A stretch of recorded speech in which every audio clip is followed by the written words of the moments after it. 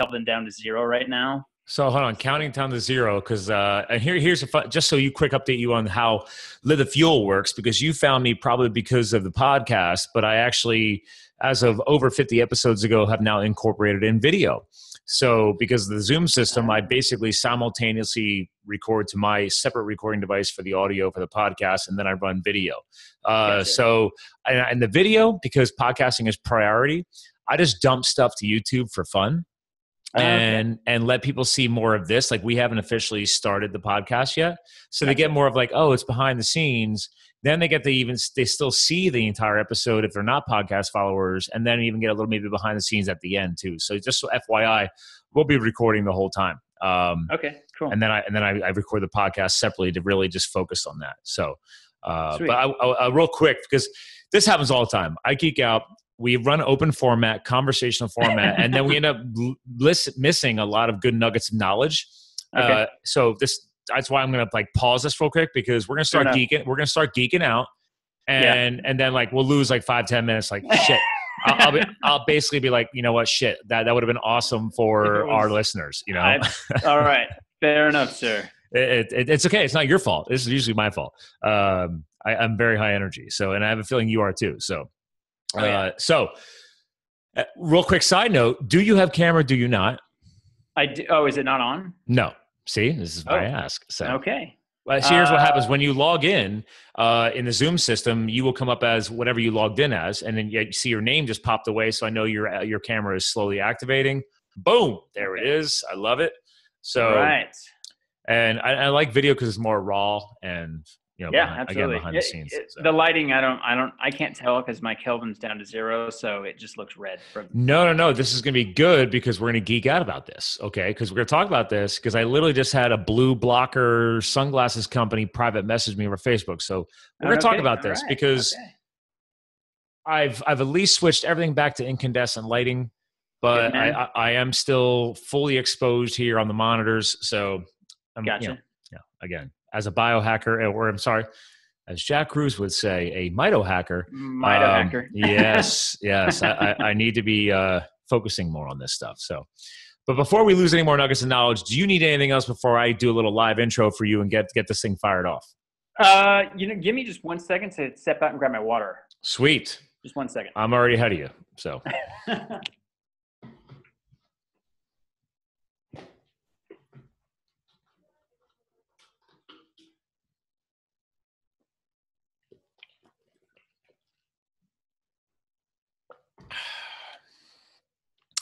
That's right, YouTube watchers. Behind the scenes, Live the Fuel podcast going on right now. You'll be standing by here, but pretty soon you guys will be able to catch up with Brandon Trean. And I'm about to find out if I'm actually pronouncing his name right or not. So, all right, I'm back with my. I'm talking to our future YouTube listeners. So, is it Trean or Train? Trean. It is Trean. Okay. Yes. Well, sometimes there's a little flair on there, and all of a sudden syllables roll together, and it looks like Trean, but it could be Train. That's why I figured I'd ask. So, all right. So anyway, do you have any questions about? I've already hinted, right? Open format, conversational. Oh. I don't filter or edit anything other than throwing an intro and an outro on. That's it. So I guess the only question I have is, do you have any rules against cursing? Absolutely not. I believe 110% that if shit fuck ass comes out on this show, oh darn well, because in the end, it's usually as a result of passion, and I'm a huge proponent of passion and positive mindset. And if we get so passionate and so energized that comes out, I don't want to restrict people from who they are. So fantastic, I love it. And granted, I'm not a Gary Vaynerchuk, but I mean. I think that guy just does it for marketing now. So. He does. He's quite. He warmed up to me a little bit. He's a Jersey boy. All right. I was born in Jersey. I'm only a 20-minute drive from the border. So all right. It's it's there. I get it, but sometimes it's a little over.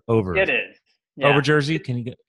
Well, I mean, that is kind of the Jersey way, though. You can go over Jersey. So you gotta love Gary Vee, though. I mean, he's brutally honest, and he uses his ego in a very good way, I think. Yes, I will say, if you're gonna be extreme, at least channel it for the good of mankind in his own Gary Vaynerchuk way. So, yes. or Gary V as he hashtags. Yeah. So, Anyway, you have a really long intro, so I'm gonna, which is fine. I'm a big advocate that when I work with my clients, I'm like, listen, guys, you want me to help you with your business, you got to give me everything versus less. Like, give more is better, because then I can at least Okay, cool. chunk it out and skim it down.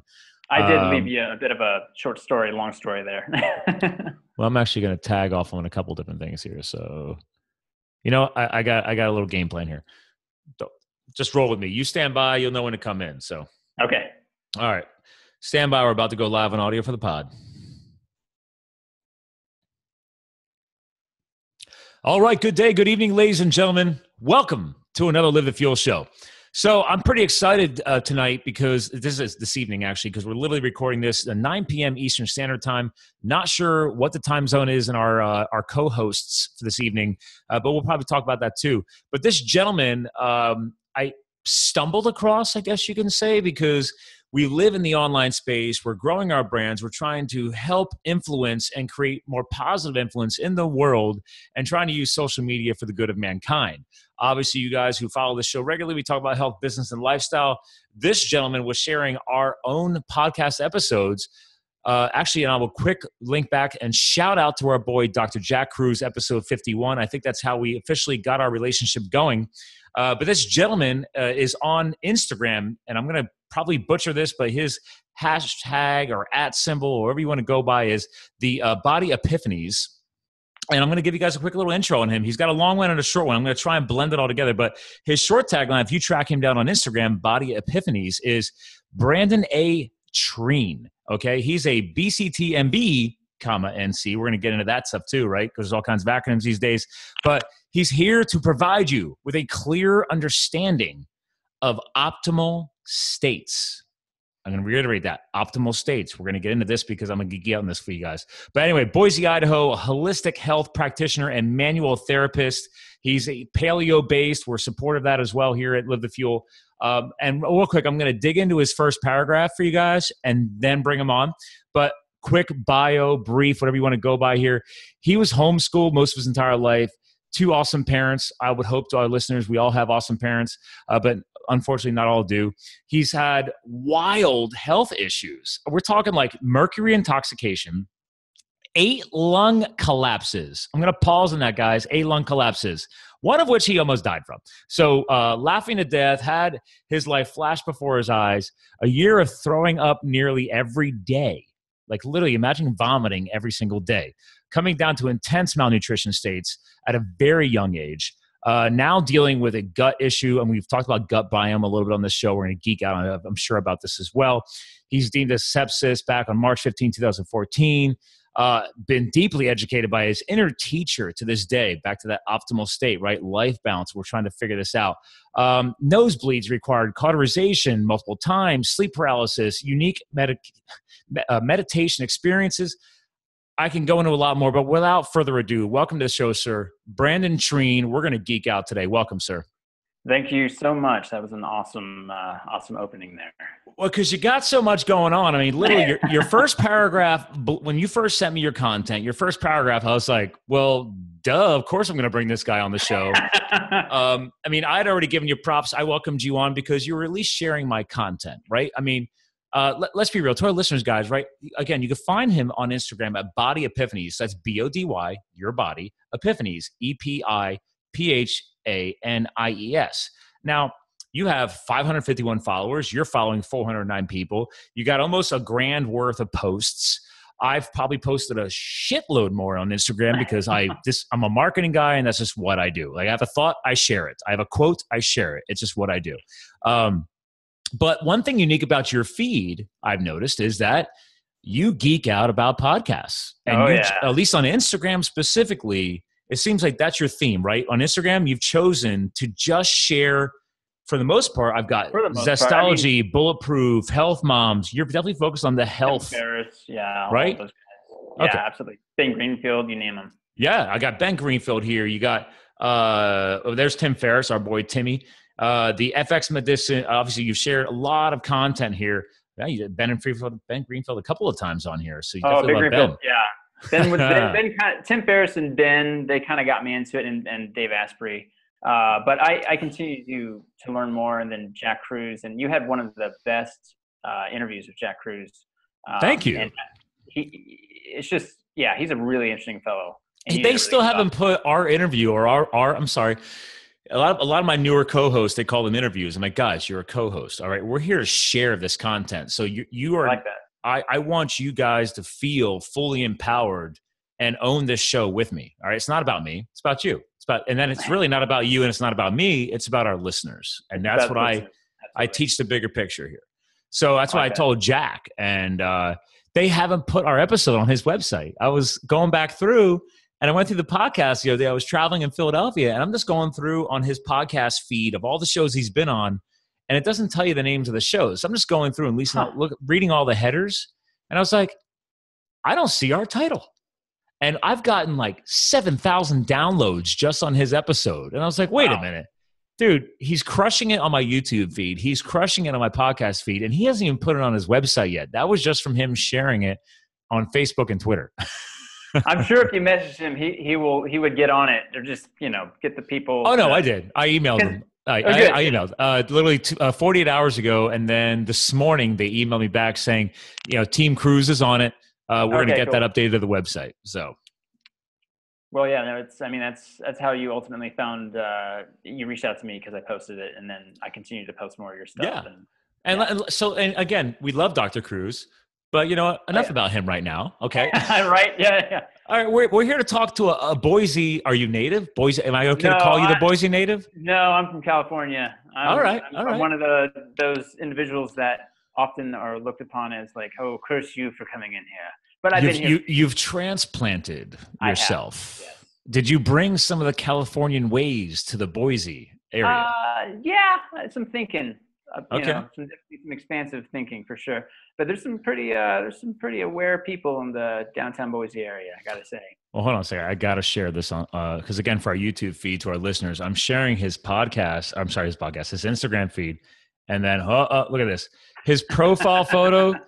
His profile photo is epic. As soon as I saw you sharing the feed, I went back and I looked and I'm like, hold on, is that Jack Sparrow massaging somebody? What's going on there, man? Give us the backstory on that. Well, enough about lung collapses. I want to know about the Jack Sparrow thing. Captain Jack Sparrow. So that was at Roby Creek Run, and they were doing this big running event marathon out there, and they had a pirate theme. And my buddy Justin, shout out to Hybrid Health. He's an amazing therapist here in Boise. Nice. He had me come out here or come out to Roby Creek, and I said, "Can we dress up as pirates?" And he's like, "Yeah." So I show up, and he's like, "You son of a bitch!" And he's like, "I'm not going to be able to top that." Well, I was going to say, you got the facial hair. It's already pretty dialed in. Even right now tonight, we're sharing your feed. And again, to our YouTube listeners, you'll notice that he's a little darker versus me. And we're going to talk about that as well. Lighting, lights, water and magnetism, little Dr. Cruz connection there. But we're going to talk a little bit about that. So, well, anyway, hold on. Let me stop sharing the screen here. Again, to our YouTube watchers, that's just a taste of his Instagram feed. If you wanted to find like a feed to our listeners on podcast too, guys, you want to find a feed that just shares like some of the best biohacking, or if you're listening to this right now, you don't even know what the hell biohacking is. You don't understand the level of geeking out that we do about health. Again, guys, your health is everything, right? You can make all the money in the world, but our health is our true wealth. So if you are an Instagram person, you're looking for a feed to follow, it's going to send you in the right direction for the right podcasting content. I'm plugging Brandon right now. Okay. Follow Body Epiphanies. We're going to have all this shit tagged in the blog post for the show content like we always do. I'm going to take a tagline, from all the famous podcasters like John Lee Dumas. We have the best show notes in the industry. All right. Well, I studied John Lee Dumas, so trust me, I will have epic show notes. And Brandon's, all of his profiles, Facebook, Instagram, yada, yada, yada, will be hyperlinked on the website. So again, wait, let me stop sharing. Let me get Brandon back into the big view, which will happen on the YouTube feed. So Brandon, yes. Besides, do you always dress up like a pirate, or is it just for special occasions? Special occasions. Okay. I do it, typically when the Pirates of the Caribbean movies come out. Actually, that's how it got started. Someone saw me at the opening of the old Pirates way back, and they're like, "Hey, would you come in and dress up as Jack Sparrow?" And I said, "Yeah, if you get that outfit together." And then over the years, that outfit ended up costing a shit ton of money. I mean, it's from the photo, and that's not even a great photo. Looks legit. I mean, yeah, I think you're heavily committed. I'm fairly committed, yes, to say the least. It's a lot of fun. It's fun getting into character. That's Acting good. was actually what I was going to go get into until health kind of got in the way. So. Well then, perfect transition here. So we hinted a little about some crazy health stuff, dude. I mean, I've met 2 people in my life that have had actual lung collapses, and usually it's partial. You've had a few.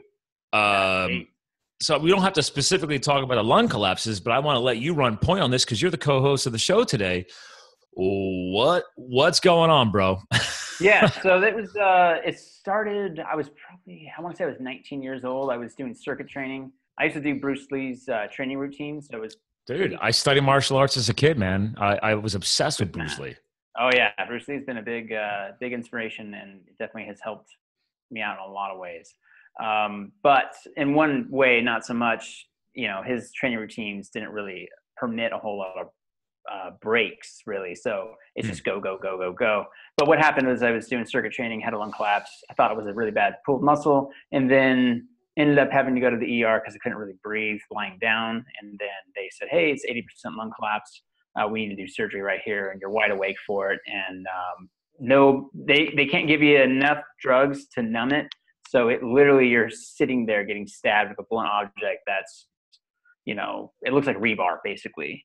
And that was one of 8 lung collapses. So, and they're called spontaneous pneumothorax, and then secondary spontaneous pneumothorax, and obviously the plunging of the rebar is basically getting an air tube into that lung to inflate it as soon as possible, right?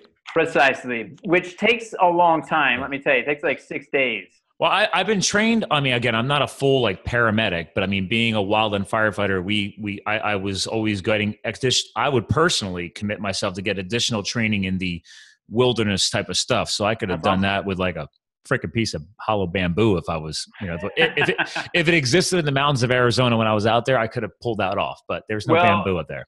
I'll remember this. If I'm ever out your way and we can go hiking, I'll just make sure. There you go, dude. Listen, next time you pull off one of these little lung things, I got your back, bro. You've been here 8 times. It's all good. Right? Yeah, you'll save me tens of thousands of dollars. Yeah, I was gonna say. I was gonna ask you that next. What's a stabbing in the lung go for these days? That per collapse, you're talking 26 to 36K. Is that all? Okay. Yeah, just nowadays, actually, it's probably a hell of a lot more. I mean, my last ER visit that has nothing to do with my lungs was $10,000, and they did nothing but a couple CT scans. I mean, it's crazy. One of the only reasons why, besides the fact that it's illegal not to have a health insurance policy apparently nowadays, but that's one of the only reasons why, as an entrepreneur, that I have a health insurance policy is just when I fuck myself up. I mean, because I'm an adrenaline junkie, so it's okay, I crash my mountain bike and jack myself up. That's the only reason why I have it. I don't go to see medical doctors because I'm a freaking ridiculous health nut. I go to literally yesterday, went to my chiropractor. Earlier in the week, went to a massage. That's what I go do my appointments for. Absolutely. Yeah. I think it's good to have a medical doctor on your team. It's just preferably if they're trained in functional medicine. And they're thinking a little more outside the box. We actually have a couple here in Idaho too, that do some good work, but I tend to have to go outside of the state for the complexity of my issues. I mean, the lung collapse thing, the surgeons here at St. Luke's saved my life. And you guys have a St. Luke's there? Yeah, St. Luke's Hospital. I used to work with them, actually. We have a St. Luke's here in Bethlehem, Pennsylvania. So it's probably the same world, I'm guessing. Luke is getting around. They're huge here. There's 2 major hospital networks that just have taken over. You're either the Lehigh, because we're in the Lehigh Valley, which is composed of the cities of Easton, Bethlehem, and Allentown. So that it's a very large valley. But anyway, it's Lehigh Valley Health Network, or it's the St. Luke's, now it's called the University, Network, but St. Luke's Network or whatever they call it. Anyway, 2 huge hospitals, and then they built multiple campuses. Like St. Luke's launched their own cancer-dedicated facility about 4 years ago, a whole separate campus. And then each of them, because this is the way the medical world nowadays works, is that they just started buying up all the small doctors' practices and then merging them into their network. Correct. So the entrepreneurial doctors really have no freedom at all anymore, and you're basically a network paid monkey. So it's true, and it's hard within that system. I've got friends in the system, and it doesn't allow much freedom for suggestions. And it's sad because the insurance companies have more power than even the doctors, because they get to dictate how they do things. And that's what happened to my friend's husband. My family doctor, aka my doctor, when I moved back from my firefighting years out west, was as I moved back, and I'm like, well, I'm an entrepreneur now. I should probably like get health insurance because legally I'm supposed to. Did that. And I'm like, oh, I guess I should probably have like medical records somewhere. So I just went in. I'm like, hey, dude, like, you're Amy's husband. Like, just go ahead and do your thing. Like, because I've known her for years, and it's her husband's. And I went to their wedding, so I was like, all right, yeah, you're my doctor now. I don't care. Run me some, do like a makeup, blood work, blah blah blah. And he's just like, why are you here? Like, he finished everything. He's like, okay, you're healthy as a horse. I was like, cool. When should I come back? He's like, I don't know, 5 years. He's like, or if you break something. I was like, perfect. That's what I wanted to hear. That's what you wanted to hear. Drop the mic. I'm out. That's fantastic. But then like 2 years later, it was him and 6 other private doctors. They built this practice over many years. And then I don't know if the term is sold out or they got bought out, but they're now a part of one of the health networks.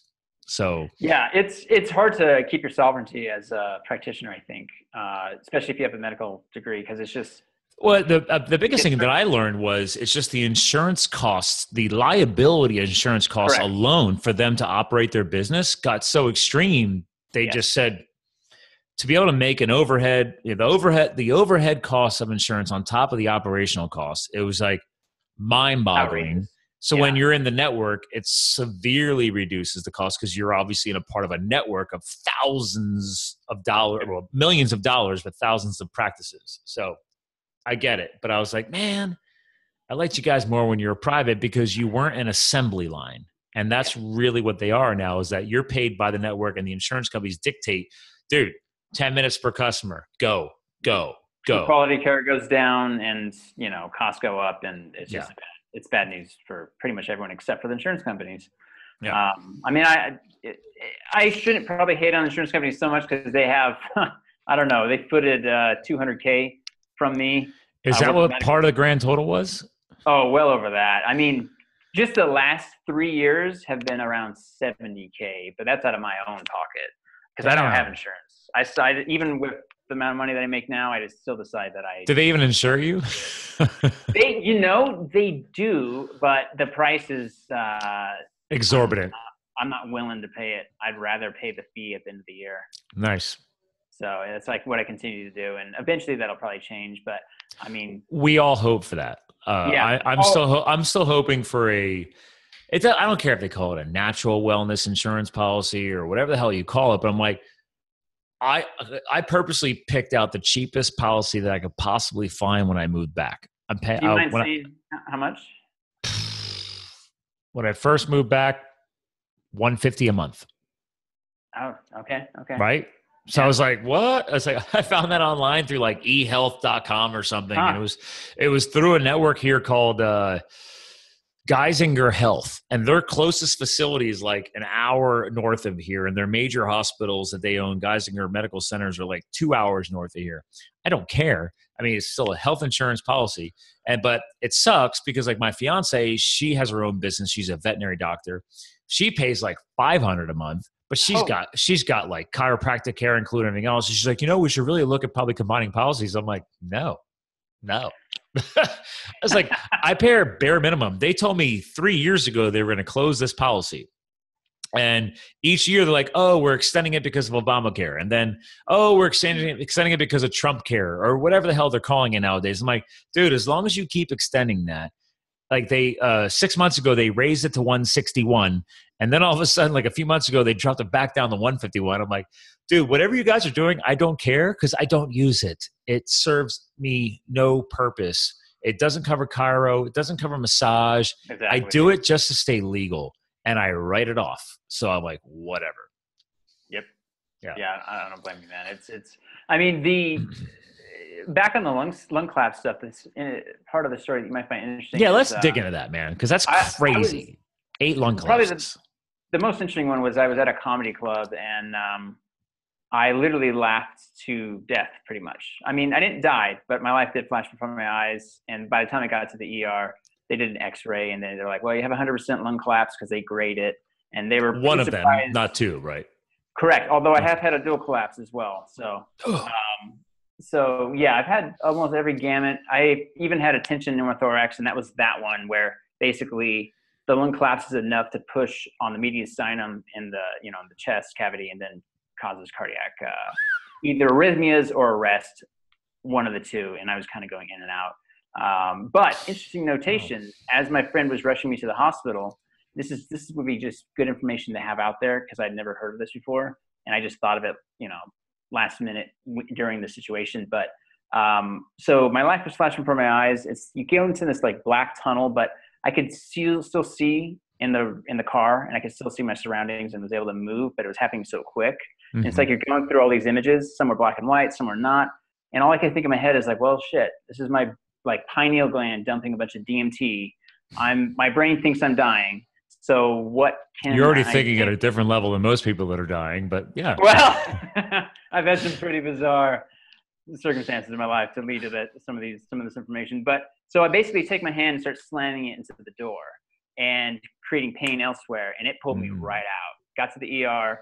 They were astonished I was still conscious, and then they did emergency surgery, and then smart distraction. That was something I learned in like field trauma care. Was like, hey man, like sometimes pain can save you. And yes, absolutely. It's like, oh dude, I broke my leg. Okay, well fine, just punch me in the face, make my jaw hurt instead.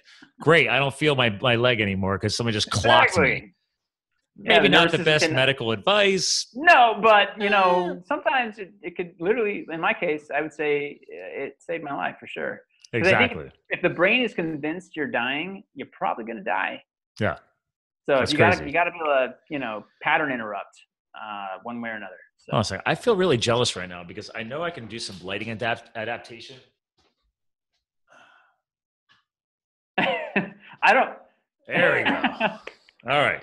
I feel like now I look like I'm glowing, but I mean, it's like I like your lighting. It's very minimal, and I was like, I need to drop it back. Actually, I like this better because now my bike is really. It does look better. Yeah. Yeah, look at my bike. I love my bike. There we go. I'm a big cyclist, so I like to rock the bike art. So, awesome. It's funny because you're talking to someone who actually despises cycling. You despise cycling? I despise cycling, sir. It's low impact on joints. I do not despise cyclists. I love cyclists. I work with a lot of them. Oh. I do riding a bike myself. I'm the only person I know who actually forgot how to ride a bike. So, well, you could if you wanted to, but you just don't. Yeah. That's like me with swimming. Oh, really? Oh, yeah. I mean, it's a huge joke because my fiance this year That's my favorite. That's funny. See, this is awesome. Great. We have two extremes colliding. So that is hilarious. You cannot stand spiking. And I've done literally like 100+ mile events for charity over the years, everything. And I can crush it on a bike. I love it. Mountain biking, road cycling. I've even we just got back from my buddy's bachelor party in Vermont a few weeks ago. We did downhill, like mountain bike racing on Killington resorts in Vermont. It's freaking awesome. Anyway, my fiance did, I think at least 2 triathlons this year, and she did her first Olympic distance. And I'm just like, wow, no, I want nothing to do with that. Dude, as you can see, I do Spartan races. Dude, I was looking back there, and I'm like, I think you're. We go skydiving. I do all the adrenaline. She's like, there's adrenaline triathlons. I'm like, I know, but I just can't swim for shit. So, I mean, I was a landlocked farm boy, a child, so I didn't really grow up around water. Like, I got you. The last thing I just started going to like the public pool in New Jersey where I lived as a young child, like in 3rd or 4th grade. The last thing that I remembered was how to do a dead man's float. No joke. And then we moved. And then like 2 years went by, and I think when I was like, I don't know how old that is, but I was like, and then I remember like my new neighbor, like they built this like very richy house with a big in-ground pool, and the kid's like, oh, we used to go cannonballing, and he taught me how to do a cannonball, and I did a cannonball into the deep end, and that's how I started to learn how to swim because I had to get to the side of the pool or I was going to drown. So yeah, I clearly psychologically developed maybe a fear factor of swimming. An aversion swimming.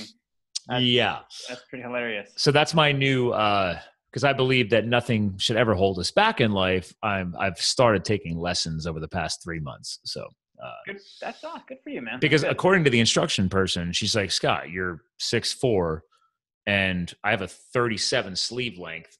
So it's like, she's like, there's really no excuse for you. You will be an amazing swimmer. Yeah. So in other words, if you and I ever had to go swimming together, you would destroy me. So I don't know. I don't know. I think you're a hell of a lot more fit than me at this point in time. Right now. Fitness has nothing to do with it. If you've talked to my fiance, she'll be like, no, Scott can't swim for shit. So that's awesome. Okay. I'll get to the end of the lap pool, and then I got to hold on to the side to catch my breath because I just muscle the lap because I'm still overcoming the fear factor of water. So I can swim the lap. I have it, but I'm muscling it. I don't have the finesse yet. Yeah. So I do a lap. And then now if you do like the little, what do they call the little thingy that you hold on to? They call them tombstone swims. Paddleboard things? I don't know. It's like a thing you hold on to with your hands. So you're still kicking freely. Oh, yeah. But then if you turn the paddle board up, they call it a tombstone because it creates resistance ahead of you, right? You're swimming into that. So I could do that for a couple of laps and then I get tired. But I swim better underwater, if that makes any sense. I don't know. Yeah, it makes some sense. I'm figuring it out. You could always just go to the really cold water, go into the cold, as it were, as Wim Hof would say. Okay.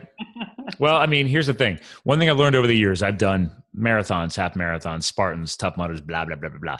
Anyway, long story short, I've learned over my life is you have to commit to something. That way you have to do it. So I've already committed to do a triathlon. I have to do a triathlon next year. I already said yes. So, nice. But I just said, I want to be a realist. I'm like, I'm not going to try and do one this year. It's already the end of summer. And I clearly do not have the finesse. I was like, I'm not going to try and muscle my way through a triathlon. I just don't see that going well in an open lake environment. It's just, I'm probably asking for problems. So what I'm expecting, Scott, then is like a year from now, as I listen into your podcast, I expect to hear you say something, quite positive about swimming and your finesse that you've developed over the years. Oh yeah, here's the thing, and actually, I will agree with you, sir. So thank you for calling me out. Swimming is not a bad thing. I shouldn't say that I hate it. I didn't gather that you hated it. No. But it's like I love the fact that you do this because I love to get corrected. It's like swimming is a very powerful sport. Great conditioning. It's full body. People who have the comfort, it's amazing to see what they can do. I'm so impressed and blown away by her and my friends who were doing the triathlon with her. I don't like being the sideline guy, and I'm like the guy holding the dog leash, like cheering everybody on. And that's what got me to do my first marathon years ago too. Was like my buddy was doing it for a buddy of his who had died. He went to go due to a hospital mistake. A friend of his from college had passed away from a brain thing. I don't know. They were working on him and then he died. So we were running, he ran in his memory, the Marine Corps Marathon in Washington, D.C. And so I went down with friends to cheer him on. And I'm like, why am I cheering him on? Like, I should just go run this with him. Yeah, so with no running background, the following season went and did the Marine Corps Marathon. Never even did a 5K. That's freaking awesome, man. Now, I mean, it's awesome. It's stupid. But it's awesomely stupid. Because I use that as an example. I'm like, I tell people, like, guys, do not do what Scott does all the time because I can be a jackass. So, yes, it's good to set goals and commit and attack. However, if you had a choice, I would recommend maybe 5K, then 10K, then half marathon, then marathon, because you're building up. Titrate your, it just might make sense. Maybe not go from no running to doing a marathon. Yeah, but I bet you're probably one extreme to another kind of person though, right? Oh God, yeah. So I mean, I'm the same way. So I don't know, man. I think if you marry your persona with the way you go through life, and if you just accept that you are a certain way, and if you mitigate it, by having some semblance of balance by, being very kind to your body as well, I think that can be really good. Because I don't know. I think the idea of balance as a whole, like everyone should behave a certain way or do something a certain way. I don't know. I don't think that that's inherently congruent with most of our personas. I do agree with you on that. Not that our personas should be the guiding light of every decision, because that's No. But you bring up a very, very valid point, right? Nowadays, especially with the exposure and the overstimulation, I'll just say, of readily available content, aka social media and your smartphone, we can be overstimulated and over-influenced by what everybody else is doing. Yes. And a lot of us can then be led down a path of thinking that, oh, what haven't I done with my life? And I should do more. So it's a fine line. Like, we want to be inspiring and motivating each other to achieve more. But the balance with that is that people who have spent the time doing the self-work, the self-development, the professional development, whatever you want to talk about it, we have learned over the years, because we didn't always know this. I'm the first one to admit it. I didn't always know this, but it's like, you got to love who you are and where you're at today at all points in the timeline. And yes, continue to set your goals, continue to achieve and set those next steps. Like, I want the triathlon next year. So we're joking around here, and I might be making fun of myself, but I actually love myself, right? And how many of us aren't allowing that to happen?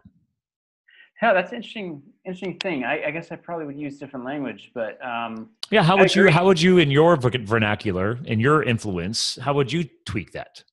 Self-awareness, self-knowledge. I think Perfect. self-knowledge Thank you. is key. Self-awareness, though, was a very, very good way of wording that too.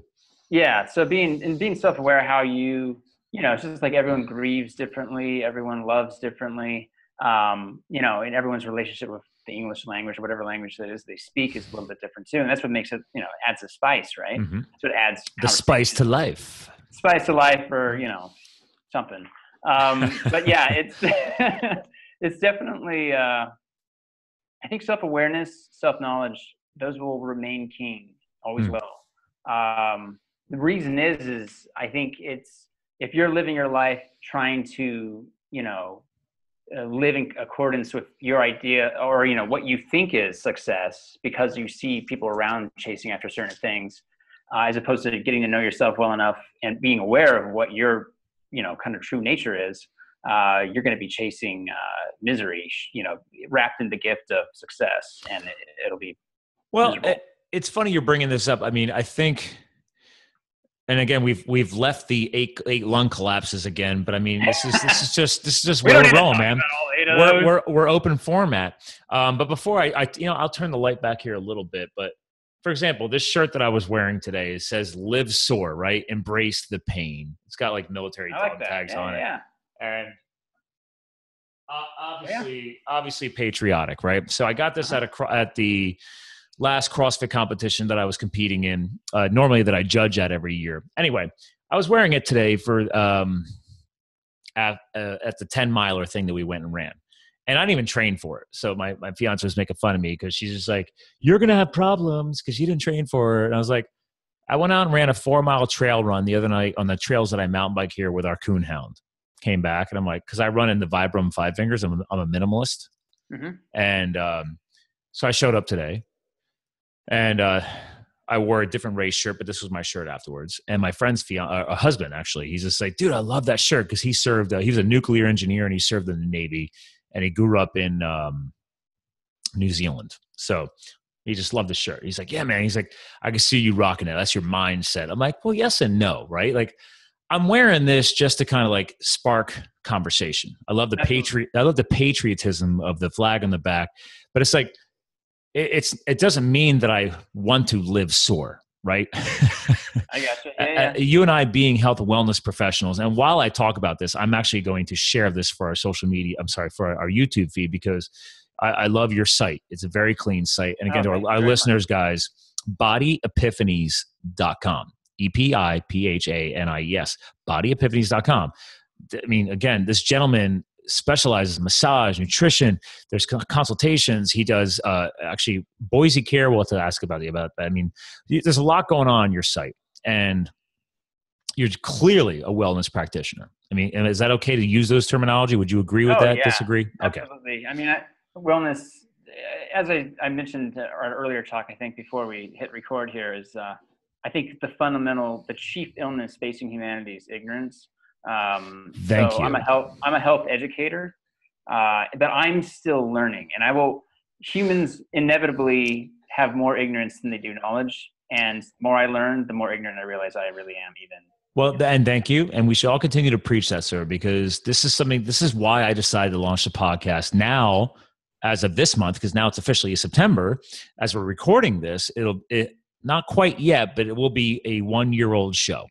Literally next Friday, I am speaking at the Mid-Atlantic Podcast Conference, the first ever podcast conference that I went to last year that I recorded my first episode live at. So it's just, That's really cool. It's gonna be so cool. Like I'm like literally a year ago, I went there just to like geek out and meet with people. And then I'm coming back to speak at it. It's gonna be so cool.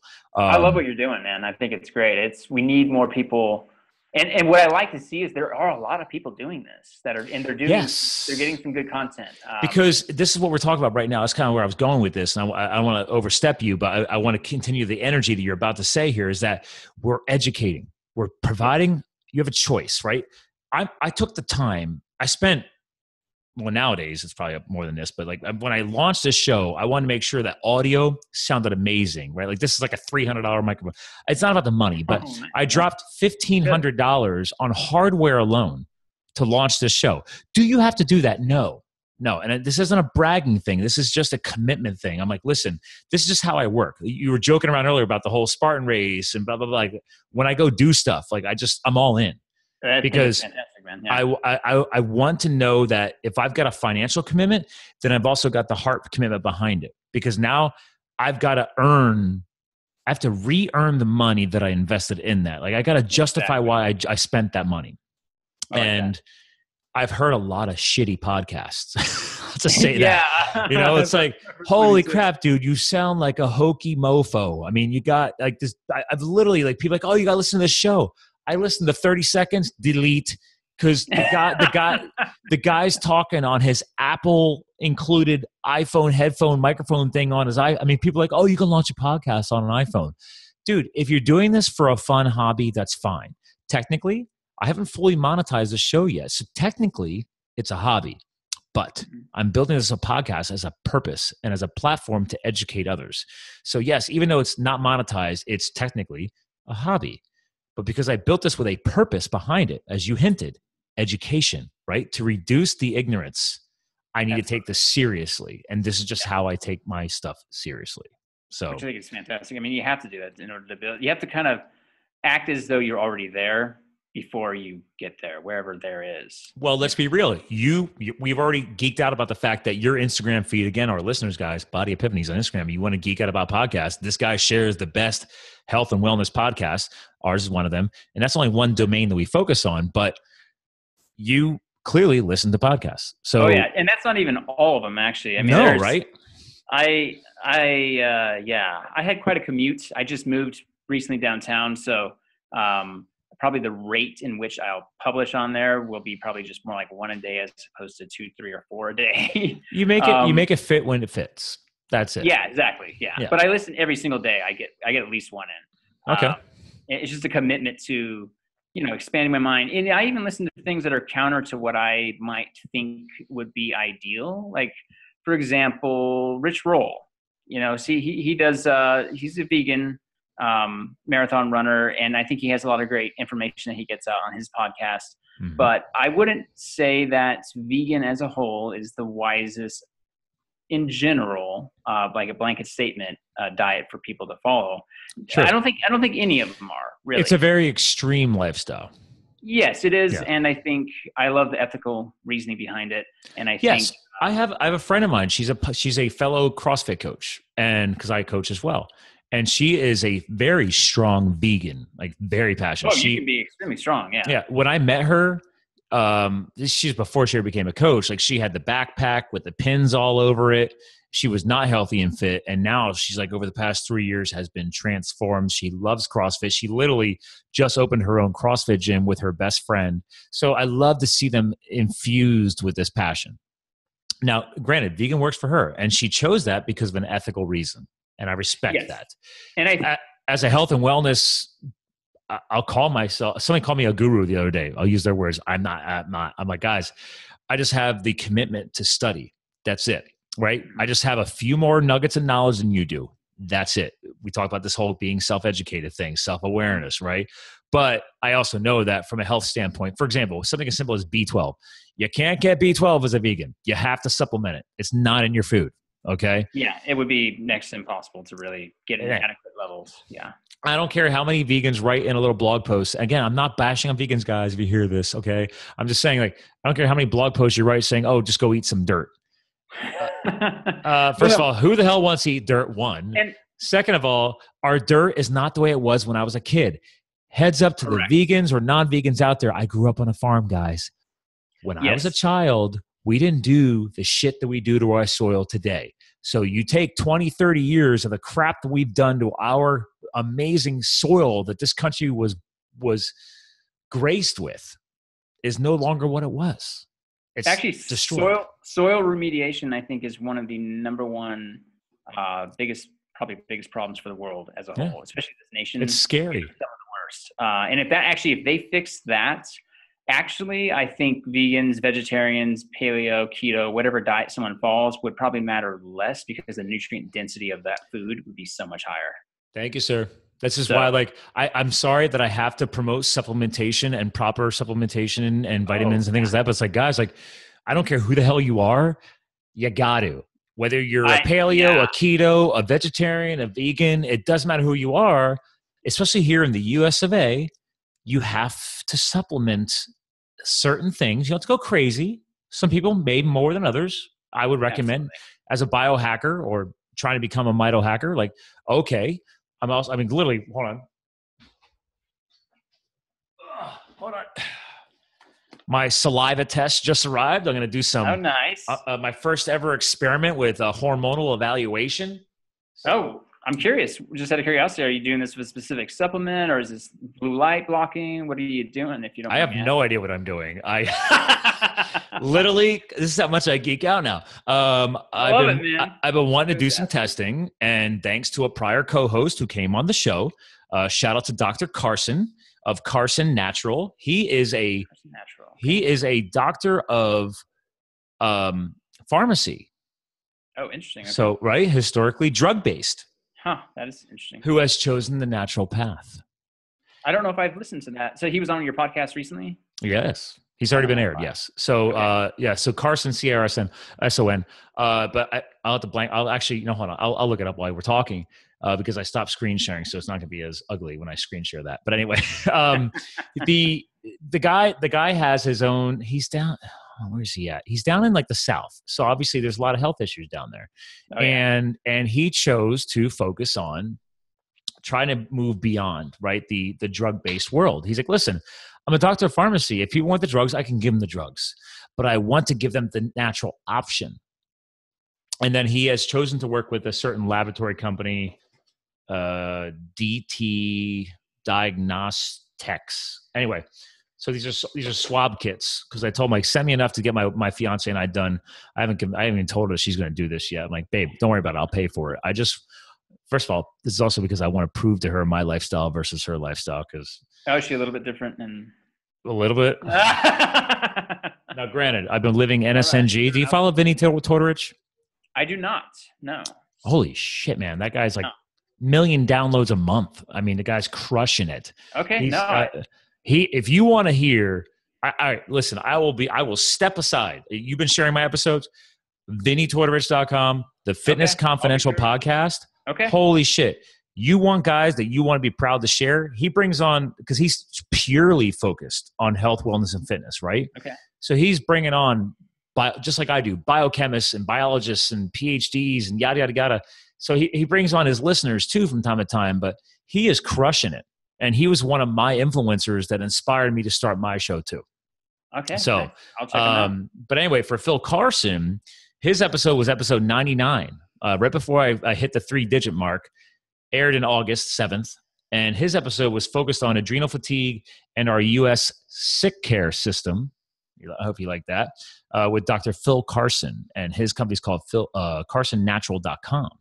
So definitely check him out because Yeah, I think I did listen to that because doesn't he? There's certain adaptogens that he recommends. Did he recommend any adaptogens on your podcast? No, but I mean, it's funny because the nutrition company that I work with, we have adaptogens, and like I started promoting adaptogens 5 years ago, and people like that's just jargon. The adaptogens isn't a real thing, and I'm like, yeah, it is, dude. I mean, we were the first company to come out with a legit telomere support supplement at the DNA level. Like the guy, like we're just waiting for the patents to finally get approved after all these years.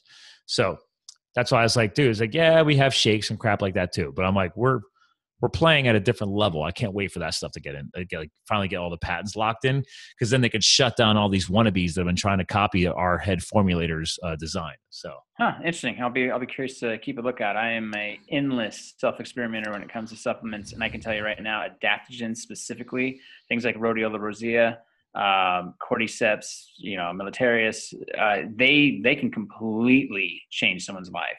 Oh yeah, at the right dose. And I guarantee you, I don't remember from our chat. And granted, being a podcast host, I try and remember everybody's episodes, but now I'm like, okay, I might have overwhelmed myself. But anyway, Dr. Phil was talking a lot of good stuff.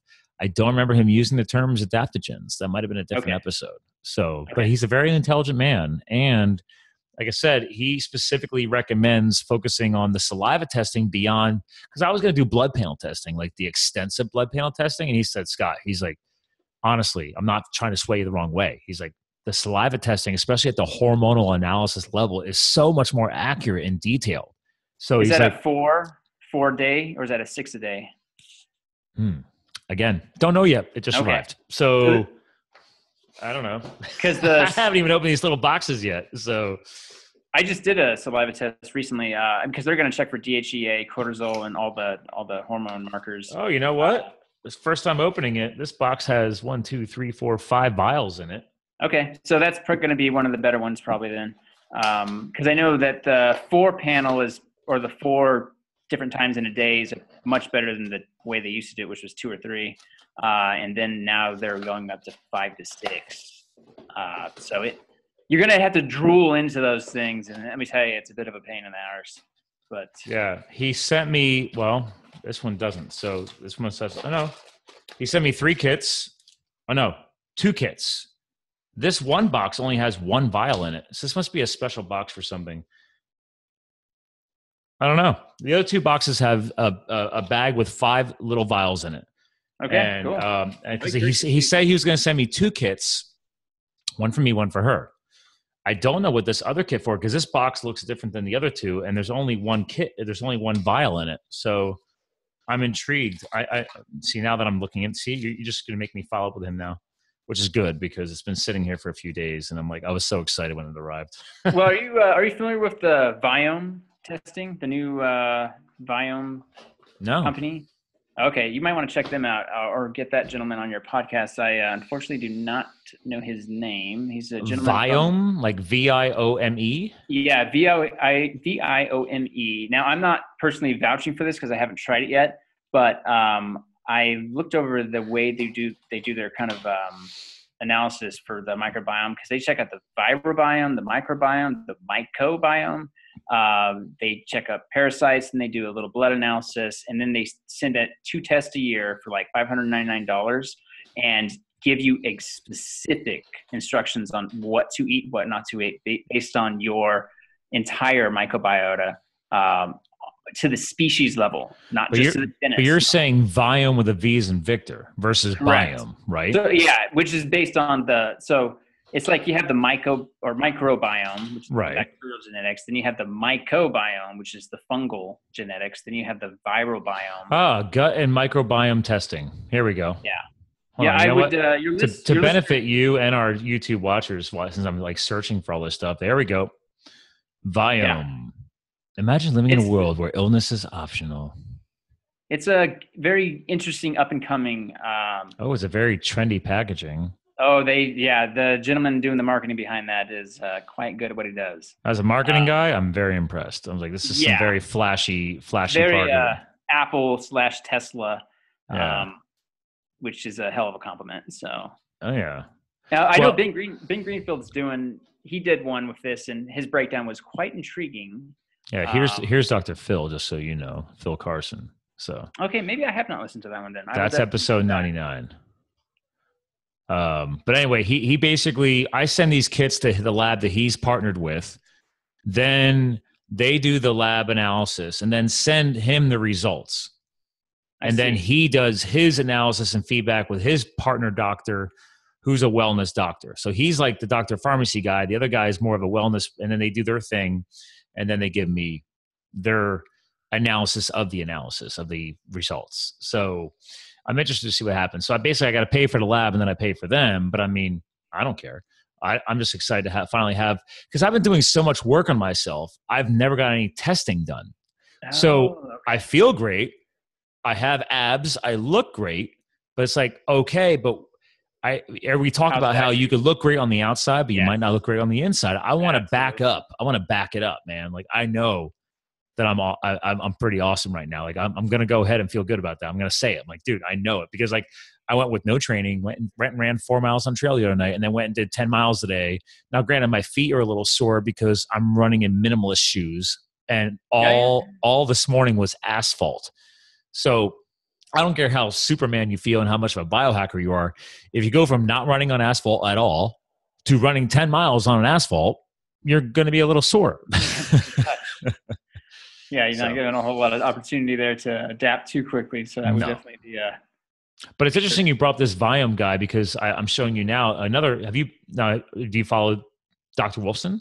I do not. You're introducing me to all kinds of new stuff. Dude, like this. His book is The Paleocardiologist. He is a heart doctor who left the big heart doctor world because he met his wife, who's a doctor of chiro. She brought him the world of natural wellness. So he left the big business of the heart doctor world, and they created the Doctors Wolfson practice in Arizona. So gotcha, yeah. I know the other Wolf, Rob Wolf. He's the one he's spoken. Well, then here, I'm going to blow your mind. Dr. Wolfson, he has spoken on stage in Vermont next to Dr. Jack Cruz. Oh, no kidding. Huh. So now you have to listen to that episode. I know you love Jack Cruz like I do. So now you have to. Well, Jack's just so unique. This guy got pretty passionate. So anyway, you want to listen to him? He's been on twice because I brought him on. Hold on. You like this guy too, Dr. Anthony J. I got to catch you up, bro. I know.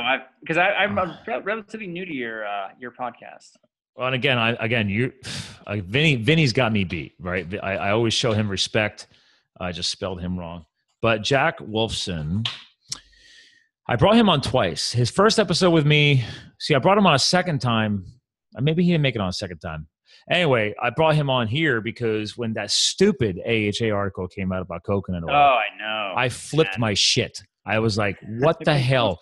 The American Heart Association, just like the American Diabetes Association, are full of morons. So they're completely swaying people down the wrong path. So I said, fine. As soon as the AHA came out, I brought him back on, not Dr. Carson. I brought Dr. J back on. This dude is a specialist on epigenetics. Nice. So he geeks out about epigenetics. So he's got a whole thing. His YouTube feed is awesome. So you got to follow that dude because he's I don't know what doctor he is. Like I'm blanking on it right now. I've been bringing on too many doctors on. Then I brought a local sports nutritionist back on that I usually bring her on because I had her help back me up from a nutritional standpoint on the healthiness of AHA versus AHA and the coconut oil thing.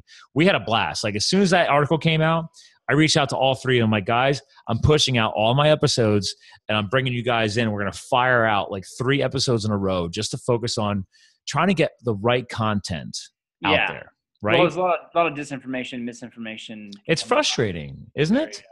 Very powerful industry. So. Yeah. I mean, you have to back this up. I mean, with what you're doing in Boise, it's like, come on, man. Like we're up against some big organizations, millions of dollars. Billions. Here we go. In some cases, for sure. Dr. Jack's first appearance, Wolfson, was, again, leaky gut, vaccines. So he's got a test that he does on his website called the wheat. Basically, it's all about gut health. I Yeah, forget what okay. he calls it. His test is like the wheat something. Or actually, hold on. What am I doing?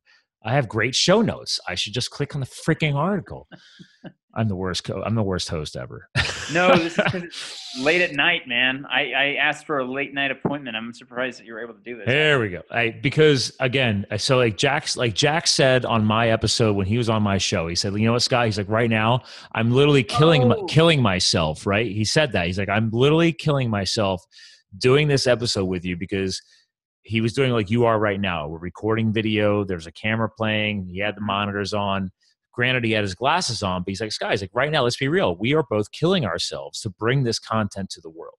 Yes. Because of what he knows as a neurosurgeon. Again, to our listeners right now, if you've not listened to episode 51 and you want to get your mind blown because you don't know what the hell and you've never really met a neurosurgeon, Dr. Jack Cruz has got a crazy viral following.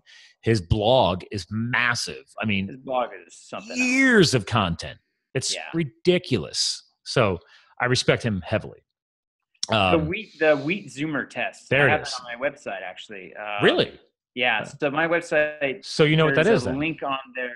Yeah, I'm familiar with it. I haven't done it myself personally, but so I put together a page on my website that's for leaky gut, SIBO. So I wonder if he's using. That's what he charges. But he's got this little, diagram just to kind of help people understand gut health. Yep. Tight junctions and. Yeah. It's. I mean.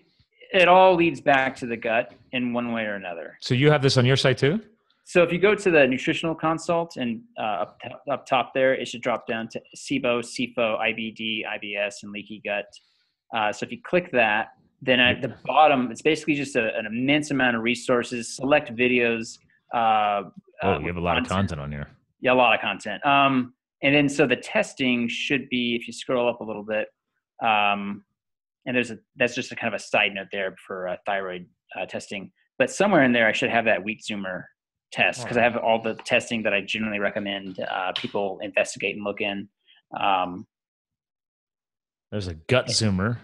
Oh, gut zoomer. Yeah, that's it though, because it's Jack Wolfson. Oh yeah, right? Jack Wolfson. So you do know who Jack Wolfson is. So I do, but not deeply though.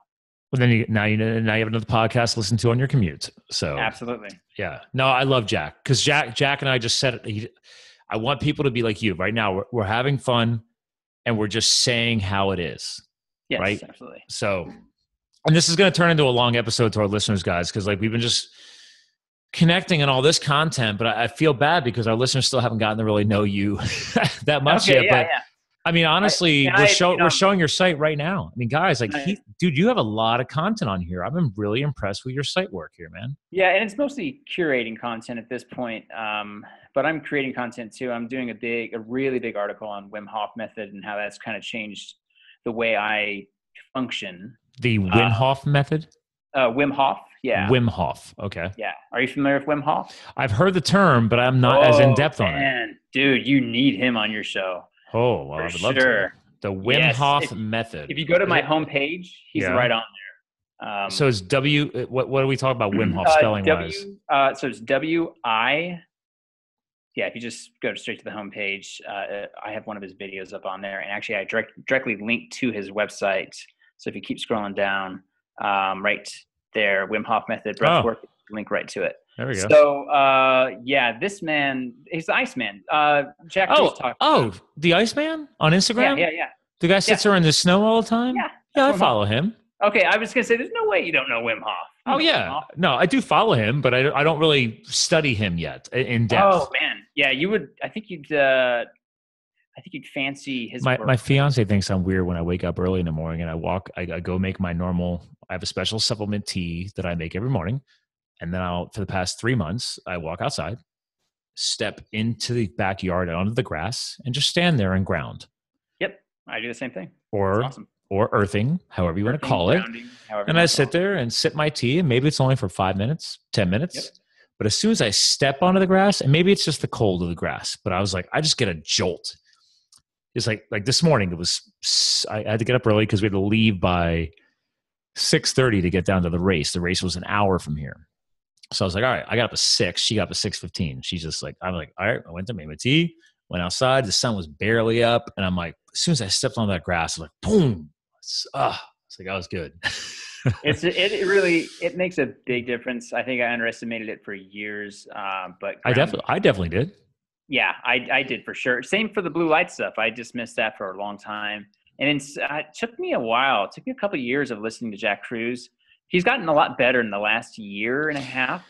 He needed to dumb his content. I hate to use that Yeah, terminology. Sorry, he not needed dumb it to. down. Well, let's just go ahead and use it. Let's dumb it Well, down. he needed to be better at communicating it. Yes, he was so intellectual. Yes, that people were like, I can't even relate to you, dude. Exactly. Like, and I love the fact that he's that knowledgeable. But I mean, I kind of joked around like on our episode together. I'm like, all right. It's like, so what you just said, can we relate that a little bit differently to our public? So I wasn't trying to say, can we dumb it down? But I'm like, could you just step out of the laboratory or out of the neurologist world, out of the medical speak? Yeah. Because that's what we need, and it doesn't. We're not saying that people aren't intelligent enough to understand what he's saying, but if you expect somebody to relate, I'm not sure I'm smart enough to understand entirely what he's saying. To be frank, I mean, I'm chewing on each blog, and I'm writing detailed notes, and I gotta research the research. And it takes a lot of time. That's the thing. I think it's not that people don't have the intelligence to understand it; it's they don't feel like they have the time or energy. Right. So people want, let's be real. This is just what we've become. We have the technology nowadays. So it's like everybody wants everything now. So I'm not saying that Jack needs to change who he is, but like, Jack, if you can help somebody comprehend your content faster and easier, you will increase your followers and you will increase your life goal to get more people to get healthy. That's the master plan. I'm glad you spent all these years gaining that knowledge and you continue to, get smarter and learn more. But I'm like, you got to find a way to translate this stuff faster. And that's another reason why I do stuff like the podcast too. Like if I could find a way to force these highly intellectual gentlemen or women, right? I've had on Dr. Sylvia Tara. She's the new author of the book, The Secret Life of Fat, right? 20 plus years of biological research into fat cells. I'm like, awesome. That chick could geek out forever. But again, you got to relate to your audience. Yeah. And he has gotten better though, because I've watched him 3 years ago with like Self-Hacked. I think that gentleman, I forget his name, Joe Cohen, I think. He interviewed him a long time ago, and he's gotten better and better at that. But I agree. Okay. Yeah, you gotta break it down, and I'm probably getting way too. I can't tell if my screen is showing anything. Actually, I'm gonna go back to sharing the screen because I think your special fancy red thing. I apologize, man. No, this is cool. So hold on. For our listeners real quick, we were talking about this earlier. When I shared my screen in a traditional computer monitor, I'm sharing a very white website, your website. But right now I know that because I'm sharing my screen and you're on a live video feed, your face is glowing red. You've got some kind of fancy red filter going on, right? Yeah. So I'd like to talk about that for just a real quick second. Do it. For the public that's listening in here, there's a couple of softwares out there. There's eFlux and then there's Iris. Those are the two big ones, I'd say. Don't waste, and I mean this sincerely, do not waste your time with Flux. Just get Iris. The gentleman who made Iris has done it so much better than what is available in terms of the customization with Flux. Because Iris, you pay anywhere from like $5 or $10. It's not much. It's a one-time fee.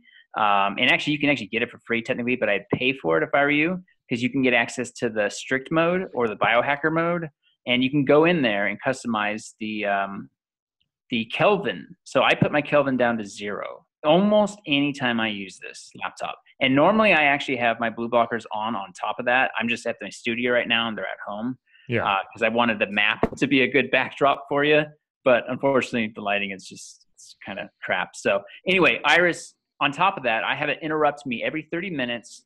Obviously not while we're on the podcast, but every 30 minutes that I'm normally using it.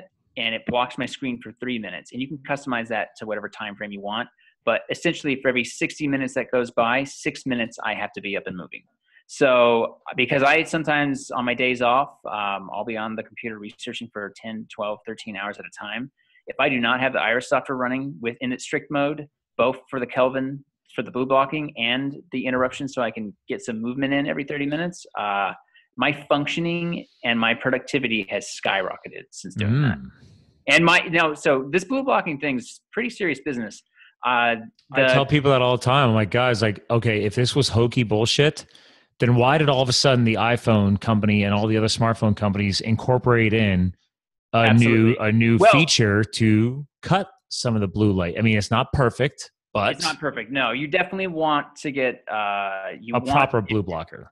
a proper blue blocker for that Yeah. stuff. I would not rely on Apple and I love Apple, but yeah, they need to up their game on that department.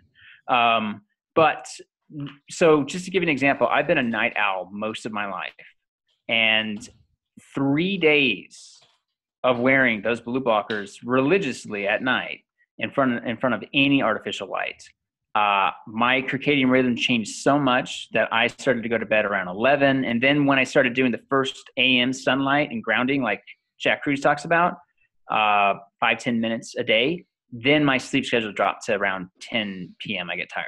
Okay. Now, what do you think about this?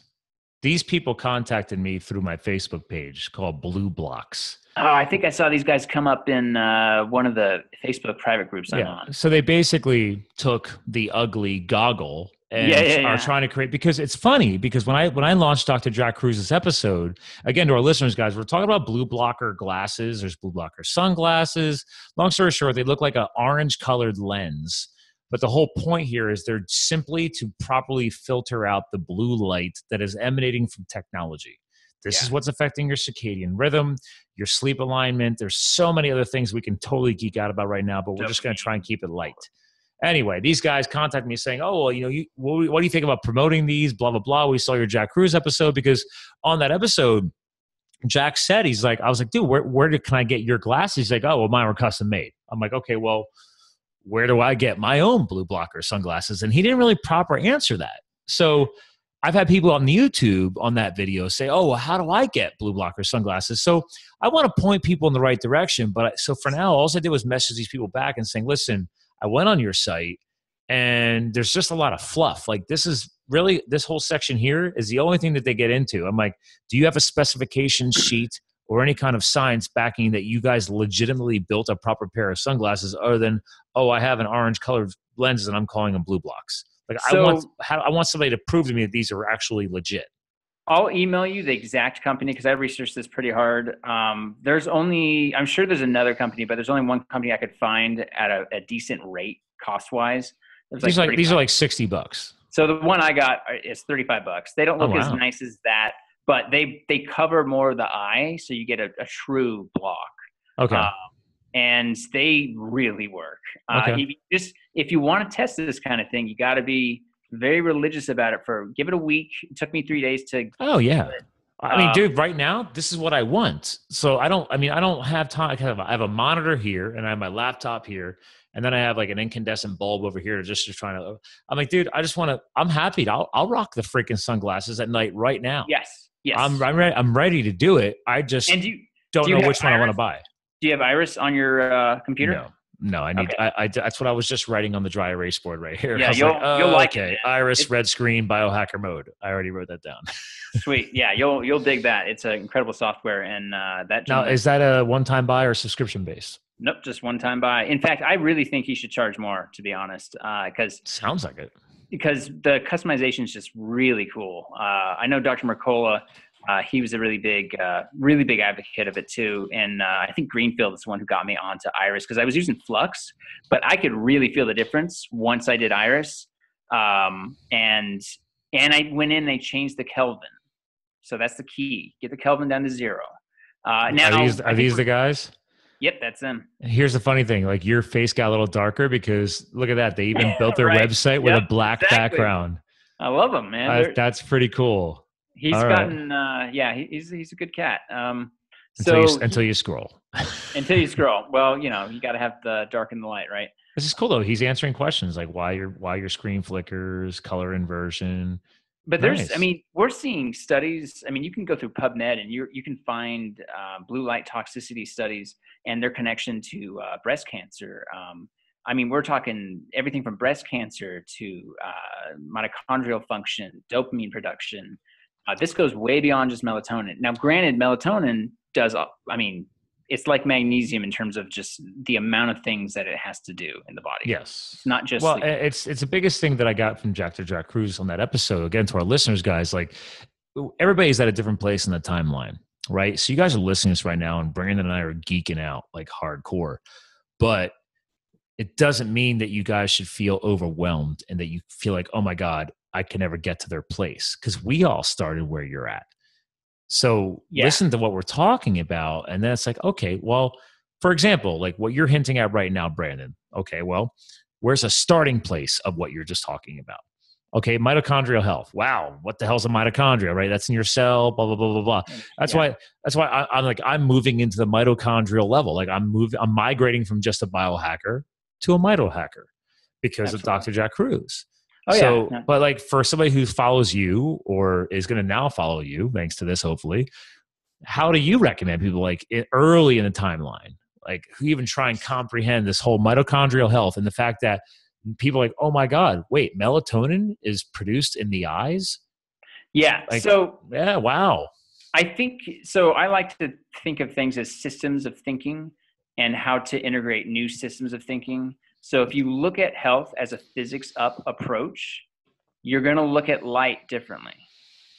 And so if you allow yourself to play and experiment, I think you're more apt to take the action necessary to get the results that we're speaking about. So if you give yourself permission to play, give yourself permission to experiment. I mean, if you feel you look goofy or feel goofy doing certain things, wearing blue blockers, being the only person in the room watching a TV show wearing blue blockers, that's cool. But see how you feel, test it. If it doesn't work into any degree where you notice any difference whatsoever, you can choose to ignore the data for now, but I can almost guarantee you that data will come back, just like gravity does and everything else. Well, it's like anything else in life, right? It's like you can't, I hate to use this age-old term, but it's like you can't knock it till you try it, right? I mean, it's very true. Who are we to prejudge something until we've at least given it a shot? Like when I put people through I put people through like a detoxification, nutritional cleansing program that I work with. And I'm not even putting people on adaptogens yet. I'm just saying like this and just like let your body do its natural process, but you need like a support system because your body's just taxed, you're overwhelmed, like your nutrition sucks, right? Most people. Anyway, they're like, well, I don't know about that. I'm like, well, you can't knock it till you try it. And also people are like, oh, well, like literally a friend of mine that I used to work with is emailing me right now after all these years. And she's like, well, so how many pounds am I going to lose in the first 30 days? I'm like, I'm not going to answer that. If that's why you're talking to me right now, you are completely missing the point. Yes. Are you going to lose pounds? Sure. Yeah. Definitely a possibility. I'm more focused on inches, the inflammation of the body, not the freaking scale, right? The BMI is archaic.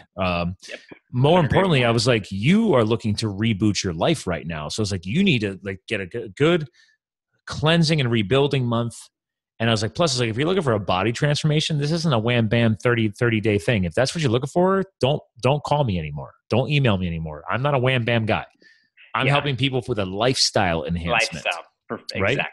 And any legitimate body transformation that I've seen that has the chance to become sustainable is at least 16 weeks because there's so much hormonal reprogramming happening. Literally a guy I just had on the show, Aaron Farmer, shout out to you. I just aired him this week. Dude dropped 200 pounds. He was over 400 pounds. Wow. And I was like, you know what? I was like, let me ask you, bro. I was like, the whole hormonal thing, how often was that getting recalibrated? He's like, dude, like every 10 pounds, man. He's like 10 pounds is life-changing. He's like, so your body is like, he's like, I didn't know this until I started going through it because his whole thing is called mysugarfreejourney.com. Just powerful, man. Nice. The guy literally lost half of himself. That's incredible. Yeah. And I mean, you become the change that you want to see. Essentially, you just, you got to embody that knowledge. Yeah. And that's what this is really all about. And I think giving yourself permission to play, I think that specifically play with this stuff. You know what I mean? You don't have fun with it. Have fun with it. Yeah. And let, and kind of anything that inspires curiosity, I think is generally a good thing. Well, the problem is maybe because I'm just really fucked up in the head. I've joked around because like my people I was like I sent people photos of the swab test kits and my buddy's like sweet because like he literally bought the Quantlet, one of my best friends. Oh yeah, Cool. I don't even own one. So I don't own one yet either, but I go over to his house and I slap it on, and he's like, dude, he's like, he doesn't even listen to the podcast. He started following me on YouTube. He's one of my best friends, and he's like, dude, he's like, I love, man, that chocolate. He's like, I had no idea you were getting into the whole biohacking thing. So now, like, it's just another whole layer of our friendship. That's awesome. But his wife thinks he's crazy, and then I think most people think we're crazy if we're doing. I mean, just listen to what we're talking about. But my point is, like, the point of this whole little side conversation is that eventually enough people tell you that you're crazy that eventually you're like, you know what? Fuck you, bro. All right. So this is going to be one of our more profane episodes, but it's like, you know what, guys? If, like, just fathom this in your freaking heads right now if you're listening to this. Like, what if that one thing, that one test, that one bracelet, the one swab test kit, the one iris app to include in your computer, the one cleansing system, I don't give a crap what it is. Like, what if that was the next step to enhance your life, to add more years to your life, to help you spend more quality time and actually have the health to play with your children, whatever you need, whatever your goals are in life. That's why I tell people, like, guys, like, you can't knock it till you try it. And the more you put these reps in, just like going to the gym, man. Exactly. You build that bulletproof mindset because this is it. It's up here. I couldn't agree more. And I think that's, mindset. I was actually, I was debating whether or not I would have really anything really worthy that's unique to share on your podcast. And then I realized, everybody has something worthy to share. Well, that's true. And I mean it in the sense of, I guess I think at like Jack Cruz level or Rob Wolf or any of these guys that are really deep in the trenches. Right. But then I realized, it's dude, you're deep in the trenches too. Well, in my own way. Yes. Yeah. But I haven't invented anything yet. You don't have to be the inventor. Yeah, this is true. You're a portal. This is very true. Yeah. Like I still haven't figured out how the hell I'm going to name this episode yet, but I'm like, dude, your Instagram feed is very unique. You chose one specific target. You're a portal for sharing.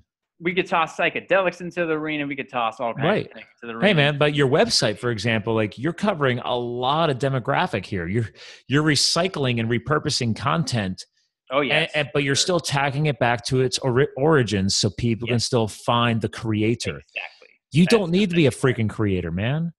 We're a voice. We're a voice. Yeah, I think a really good thing I think that I could share with people is self-experimentation and kind of the failures and successes of that. Because I've experimented in the last 3.5 years with 225 different products. Spent around close to 70K in 3.5 years. Trying to solve this gut issue, and I have found some amazing stuff. Wait, 70K besides the 70K on the lung collapses? I'm not even counting lung collapses. Lung collapses were hundreds of thousands. Okay. This is an entirely separate saga of my health. This is a gut situation that was sepsis. I feel like we should be like sitting here, like just making it rain, man. Just in a healthy mindset. Tesla. Healthy mindset. But like, here's an example. Am I allowed to talk about a company or any? And I'm not related. Okay. Shout out to. You say what you got to say. Okay. Shout out to Pure Encapsulations for their. Pure. Hold on. I'm going to bring them up. What's Pure Encapsulations? Yeah. So their Rhodiola rosea product. Holy shit. Or encapsulation. Yeah. There we go. So their Rhodiola product. And this is not to try to get everyone to do this, because there is no one thing for everyone. Nope. However, if I was listening in and I was still listening, I would look at this and explore this specific company and then their this is Pure Formulas. Oh, they sell Pure Encapsulations. Gotcha. Yeah. So Rhodiola, that product, and I have tried at least 225 different products in the last 3.5 years. This is one of the most profound products I have ever tried in my life. At the right dose. For me, it was right at that edge of what is a therapeutic dose, which is around that 500 to 600 milligram from an extract from a root. Mm-hmm. And they standardized that specific product. But it has completely turned things around. And I learned that actually from a podcast by Evan Brand. Wow. And he mentioned this about rhodiola. He didn't save this company, but I've had good success with pure encapsulations in the past. But this is one of those companies, and this gets me. I hope this gets people to think about adaptogens and utilizing them in their life on a regular basis and rotating them out. I mean, I don't think there's very few things you should probably take every single day. I would agree. The human body is a powerful machine, and it will adapt and it will calibrate and recalibrate. So I'm always telling people, like, try cycling. Exactly. On off. Certain things like magnesium probably should be taken every day. Oh God, yeah. Certain things just are basic elemental needs. Oh, real quick on that, dude. Again, Vinny Tortorich last year he finally got sick and tired of the vitamin market. So he launched a company called Pure Vitamin Club. I haven't seen a more pure and perfectly built magnesium supplement, and I take it right now. Is it multi-mag? Oh, it's multi-mag, all right. Okay, all right. So, but he said, you know what? I'm sick and tired of everybody putting crap in vitamins. Like there's like sawdust in there and fillers. Steroid, and zero fillers, dude. Zero. Hold on. I'm going to bring it up for you because like you'll respect this.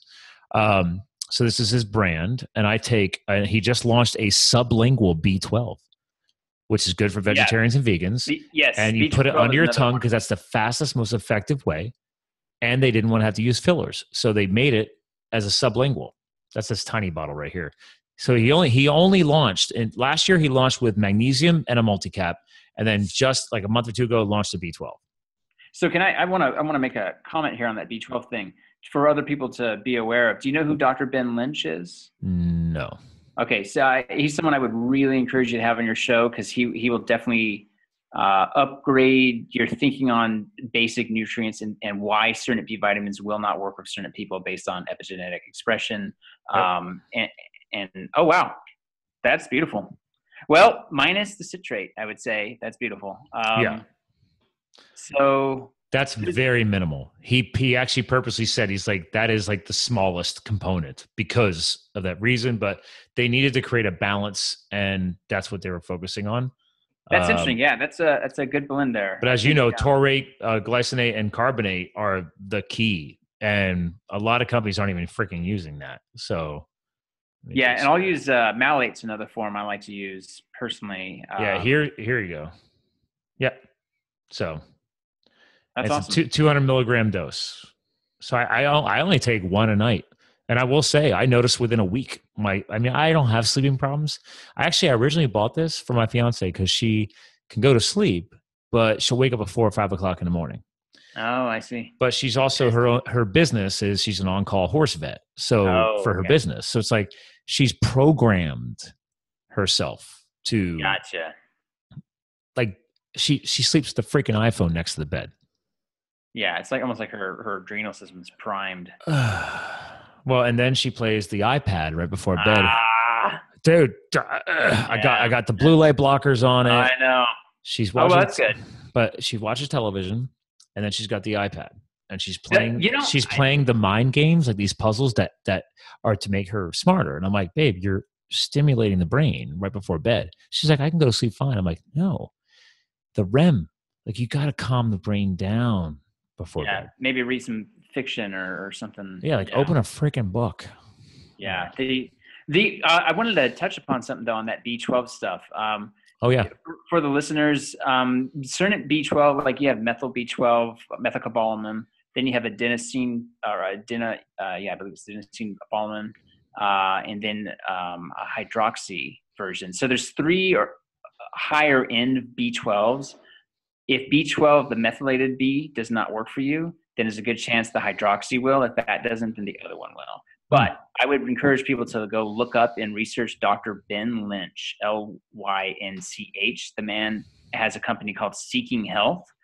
Also one of my favorite, he's just one of my favorite people. He's just a very down-to-earth gentleman who you never feel like he's trying to sell you anything. But his products are very impressive. They've moved the needle for me in a lot of different areas. But his understanding of this is him? Yep. Wow, that's his site. Yeah, his website there. But Dr. Ben Lynch, I have no doubt he would love to do a podcast with you. I got to track all these people down.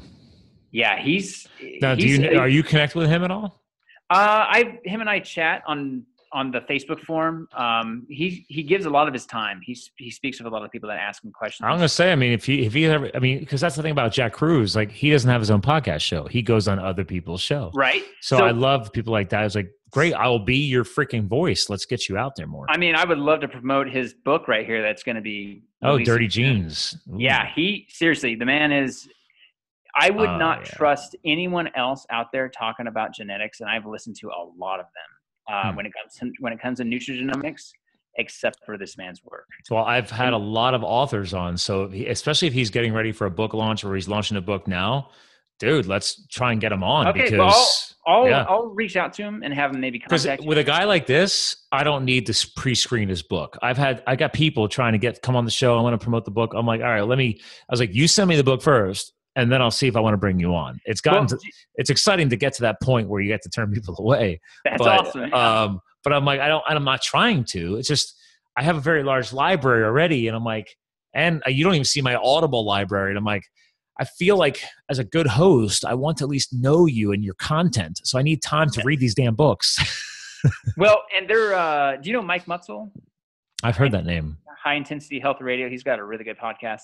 Yeah. He has a really good interview with Dr. Ben, but it's a little older. I would definitely, I'll contact him because he does respond. I've got some good correspondence with him.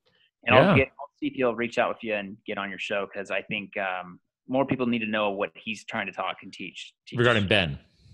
Yeah. Right? Dr. Ben okay. Lynch. Yeah. Okay.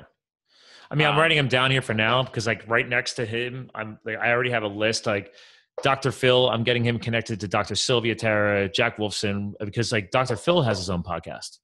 So, so Phil Carson from Carson Naturalist, the saliva guy. And then so I'm a networking guy.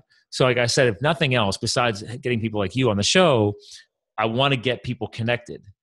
Because like, great, you came on my show. Let me try and get you onto somebody else's show. And I'm just, so every week I wipe this off and I create a new list. I'm constantly getting people connected. If they've been on the show, like it says, if you need to get connected with people, like, again, I'll do what I can.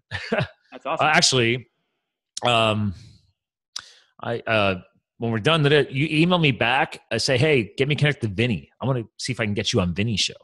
Oh, that'd be awesome. Yeah. I will be listening to his podcast tomorrow. Yeah. Or even this evening.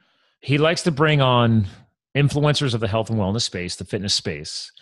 You would just need to find a way to give me a proper way to tag you. Cause obviously he's not, he likes to bring on doctors, but like he literally studied at Tulane University, exercise science. And like, he was like at the level to be like a high school teacher and everything else. Like, so he didn't just become like a personal trainer to the stars. Like that's his thing. Like he literally trains like very successful people in California.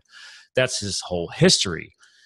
But the guy literally had to study at Tulane, like medical level courses to get his degree. That's the way their curriculum was designed. So he's very passionate about like his book that he wrote is called Fitness Confidential.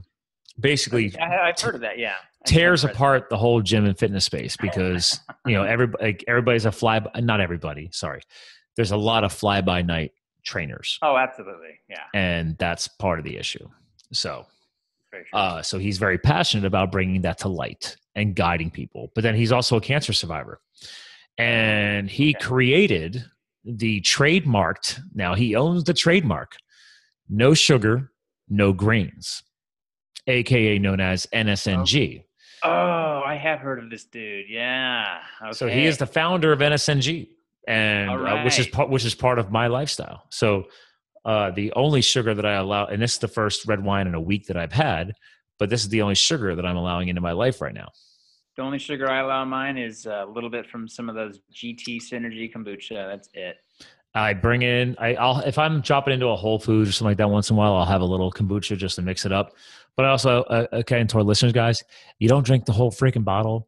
That's one of those things you do read the servings on the back, okay? Yeah. Well, you can overload on sugar. So I will do. I think the sugar thing on some level can be blown out of proportion.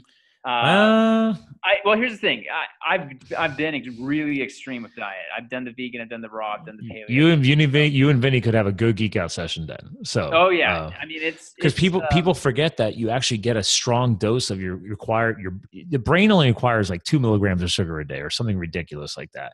But your vegetables, people don't realize your vegetables already have a sugar content. So if you have a rich veggie lifestyle, you're getting the sugars you need. Like fruit is just above and beyond the extra.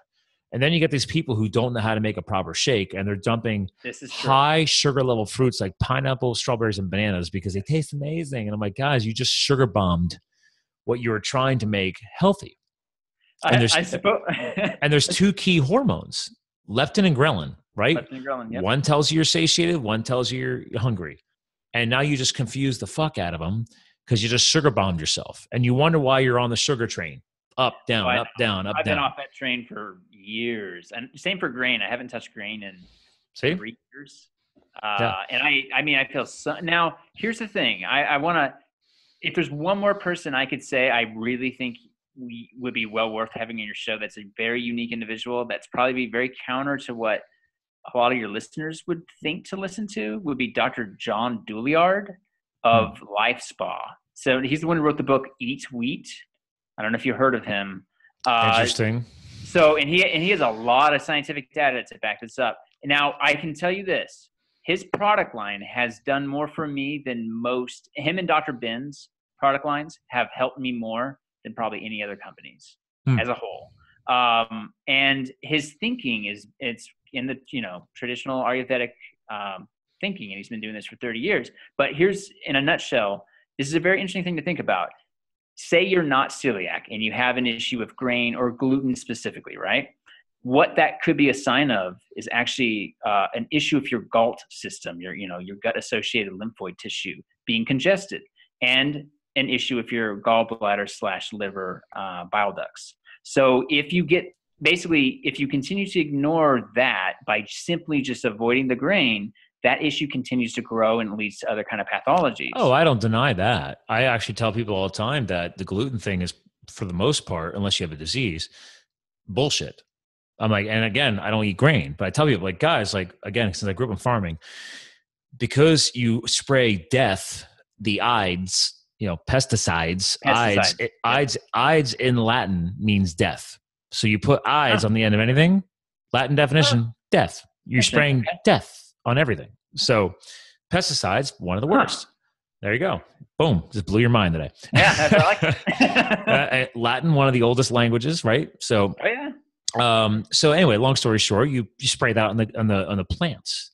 It doesn't go away. It doesn't wash off. The plants are growing, absorbing it. So that's now in there. And that bastardized the natural wheat protein. So I'm not a biochemist, but I'd like to argue, because I've been reading about this, that they're saying, is it really the natural gluten protein, or is it the genetically modified version of itself also that's been bastardized by the pesticides at the same time? So you got a GMO version of the plant. Again, here's the thing. You want to see me eat wheat? I'm going to Italy. I was just going to say, yeah. Exactly. I will go to Italy. And if I was going to try freaking wheat or bread, I'm going to go eat it over there, because they don't do what we do here. And I just had on, I haven't aired their show yet, I'm going to air it on Monday, the founders of Villa Capelli olive oil from Puglia, Italy, which I promote them. Vinny promotes them as well. And I have a shitload of their olive oil in here. I've heard really good stuff about them. Yeah. But they talk about that. They said, they said in their country, they found the original strain of wheat, and they're finally going to bring it back in. And they said that a lot of people, even over there, they said they weren't using that strain because it grows so tall and the crop can be damaged by natural weather behavior. I'm like, that's why they genetically modified it. The original reason why we started changing wheat was to shorten the stalk and to fatten the seed head to get a higher yield of the crop. Little history lesson. So if you shorten the stalk, you don't have as much getting blown over or damage. It's a stronger stalk. You fatten the seed head, which means you need a shorter, stronger stalk as well, aka the straw, once they take the wheat off or barley off or whatever. That was the whole reason. They wanted to increase the yields of farming and also make the crop last better. Well, what happens genetically after that, I don't know, but clearly we've had problems since. Oh yeah, it's been Yeah. a complete. So, but the whole thing is like, is it a gluten issue, or is it those ides that are in the plant, on the plant, that you're also consuming, that your body is now freaking out about? I don't Yes, know. and one other notation there too, and I think there's a gentleman by the name of Morley. I don't know if you've heard of him. The whole Yeah, Morley Robbins. protocol. Yeah, Morley Robbins. I'm in his Facebook community for. Oh, so am I. Yeah. I'm in that. Yeah, I know. So there we go. Another circle of influence. So yeah, right. He's an interesting fellow, and I think he's onto some things there for sure. Mhm. But I think I want to get him on too. Yeah, the one thing that really stood out was just kind of it definitely expanded my mind quite a bit in terms of that extra variable for why maybe our grain in our country is really fucked, is the added iron. I mean, the added, basically synthetic nutrients added to it, and how that just messes up our entire system. The excess iron overload. It feeds pathogenic organisms. Maybe this is why so many gut issues are coming, because of this dysbiosis, because you're feeding pathogens. I forget whose show I was just listening to, but they were literally just saying that this was a DNA specialist or whatever. It might have been on Vinny's show now that I think about it. But anyway, they said, listen, like the human body only needs 2 milligrams of iron per day. Yep. Think about that. You got people taking iron supplements that are just way above and beyond that, because, I'm a female, I have to take iron supplements. And they said, listen, you are overtaxing the body. So one of the fastest ways to try and or adapt to this excessive metal intake, like iron, is, for example, donate blood. Yep. They said it's one of the easiest natural ways you could, and I donate blood every 8 weeks. We're regulars. So, and it's let your body purge it. Boom. Now your body moves back into a fresh, new red blood cell cycle. It's just, I call it changing the oil, man. I don't know. Well, another thing you can do too is get a hold of some IP6, and it's basically phytic acid bound into ironically, the very thing that a lot of the paleo guys talk about being bad, that's, the anti-nutrient in the food, which, I would say is probably not the most comprehensive understanding of the reason to avoid grain in the first place. Sure. But yeah, it's definitely interesting. It's again, it's funny to our listeners, guys. Like, you and I could geek out about this shit all night long. Well, I feel bad for your listeners. I want to apologize to them, because I think I'm sure I'm all over the place. I tend to be anyway with the way I talk, but this is it. Like, I mean, yeah. Here's the thing. One thing that I've started learning since I've launched this show is, when I get somebody on who's knowledgeable or knows a lot of people who have the knowledge, this happens. We just start flowing, we're vibing, we're geeking out, and we have fun with it. And then great. Then I say, okay, if I know this person now that I've gotten to know you better, I'm like, great. Then we'll just schedule a follow-up episode, and then we'll just start geeking specifically. Then we hold ourselves accountable. Like, all right, dude, let's watch it. Okay. Let's keep ourselves in check and let's stay focused. Because this is just the way it is. This is like, if you go out and sit down together in a coffee shop and just geek out together, you're going to have, this is the way life is. Like, it's okay. Like, that's why I don't follow scripts. There's some good nuggets here. We've dropped a lot of knowledge tonight. Oh yeah. There's some really good stuff that you're listening to. Like, if anything, this is going to piss me off, because now I've got a hyperlink. All because I claim that I have the John Lee Dumas level show notes. I'm like, I got a whole lot of crap that we got a hyperlink now in the show notes. Could you do me a favor and pull up Life Spa? Life Spa? Just so the listener can see, or the viewer at YouTube. Dr. John Douillard, this man, Dr. Ben Lynch, because you're great website name, by the way. I'm impressed that he locked this down. Oh yeah, I've seen this dude. Yeah, this dude is. He's certainly. Hold on, I gotta mute this guy. How do I mute him? There we go. His video started playing. He definitely has information that I think that the world needs, or that this nation needs, probably more than just about. I mean, more than just about anyone else, that in terms of what people would accept. Because Jack Cruz is definitely, Ayurvedic detox. Yeah. So anyway, I was hinting earlier about the programs I follow. You've probably heard of it's a worldwide company called Isogenics. Oh yeah. That's the company I use.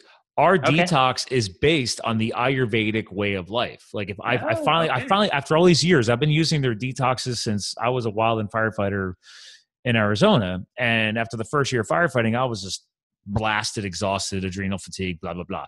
Went through one of their 30-day programs. It was like hitting a freaking reboot switch. It was amazing. All right. I was like, that's what entered my world.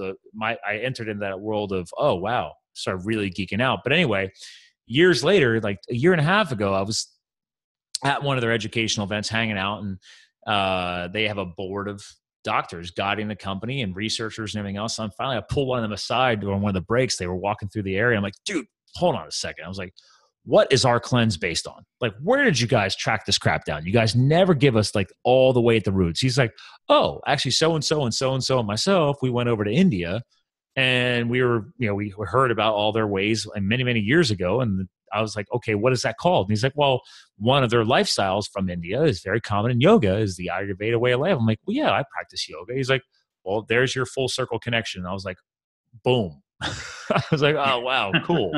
So again, to our listeners, guys, if you get into yoga eventually in your life, I highly recommend it. Great balance, mobility, flexibility, but also mental calming, getting spiritually connected, et cetera, et cetera. But the Ayurvedic way of life is quite beneficial. Oh, I've benefited immensely from it. And the more I continue to learn, especially for complex gut issues, I find that they tend to be specially equipped to address those situations. Yeah. And his products are wonderful. His Manjishta product is just fantastic. This is the only thing that I wish. I know it's marketing, but like anybody who goes on Oz now, I just don't care because Oz is an idiot. He doesn't stand for anything. He just slaps his name now on everything. In the beginning, he had more respect. Yeah, I don't know. He's given into the TV networks, whether he liked it or not. I don't think he has as much control over his own show. No, that's the problem. Yeah. I think he's unfortunately allowed them. Maybe it was contractually. Maybe he could have needed a better lawyer to help him write the contract, but it's ruined some of his purity. You know, here's some optimism is something that I hold deeply in my heart. And sure. You know, one of the things that if the fact that he even had Dr. John Douillard on his show, that's huge. That's huge, man. Like, and I haven't seen that episode. I don't watch Dr. Oz, and I would agree. Yeah, he's not maybe the greatest. Here's the thing. Use it as a tool. So I will agree with you. All right. I will take some coaching on that and say, you know what, listen, is Oz perfect? No. Is there such a thing as perfection? No, right? We're just always improving and growing. Yes. So, okay. Tell you what, Oz has got a huge platform. Yes. People like him. So if he is at least bringing on the good people with the idiots, fine. Filter as a good consumer. You can't knock it till you try it. Filter through the bad ones until you find the good ones. So great. If he's at least getting on knowledgeable people from time to time, I can't knock it because he's at least helping like this gentleman get more exposure and more awareness on what they're trying to do in the world. So honestly, like admittedly, I mean, if the opportunity came up and I could potentially get on Dr. Oz, I don't know. Oh, I would hope you would take it because I mean, you could address some very specific things that no one else. Well, the best part was I would totally call him out on his own show because I don't care. Like, I'm not here to kiss your ass. Like, I'd have a list of like, listen, I loved all of these people. What's the deal with this? Like, yeah, because we need to hold each other accountable. I couldn't agree more. I very much agree. I tend to be more, I guess people would say confrontational anyway. So yeah. But back to your point, the glass is half full, being not a pessimist, but an optimist, like from an optimistic standpoint, it's like, dude, let's find that silver lining together. You know? Optimism is something I have forged. I mean, I have, due to the severe health issues I've had in my life, I've had to forge that. Because it is what allows me to take that next step, to experiment for that next thing. Even if the odds seem impossible. I think you've had some good odds. You've had some good odds that could potentially take you into that mindset.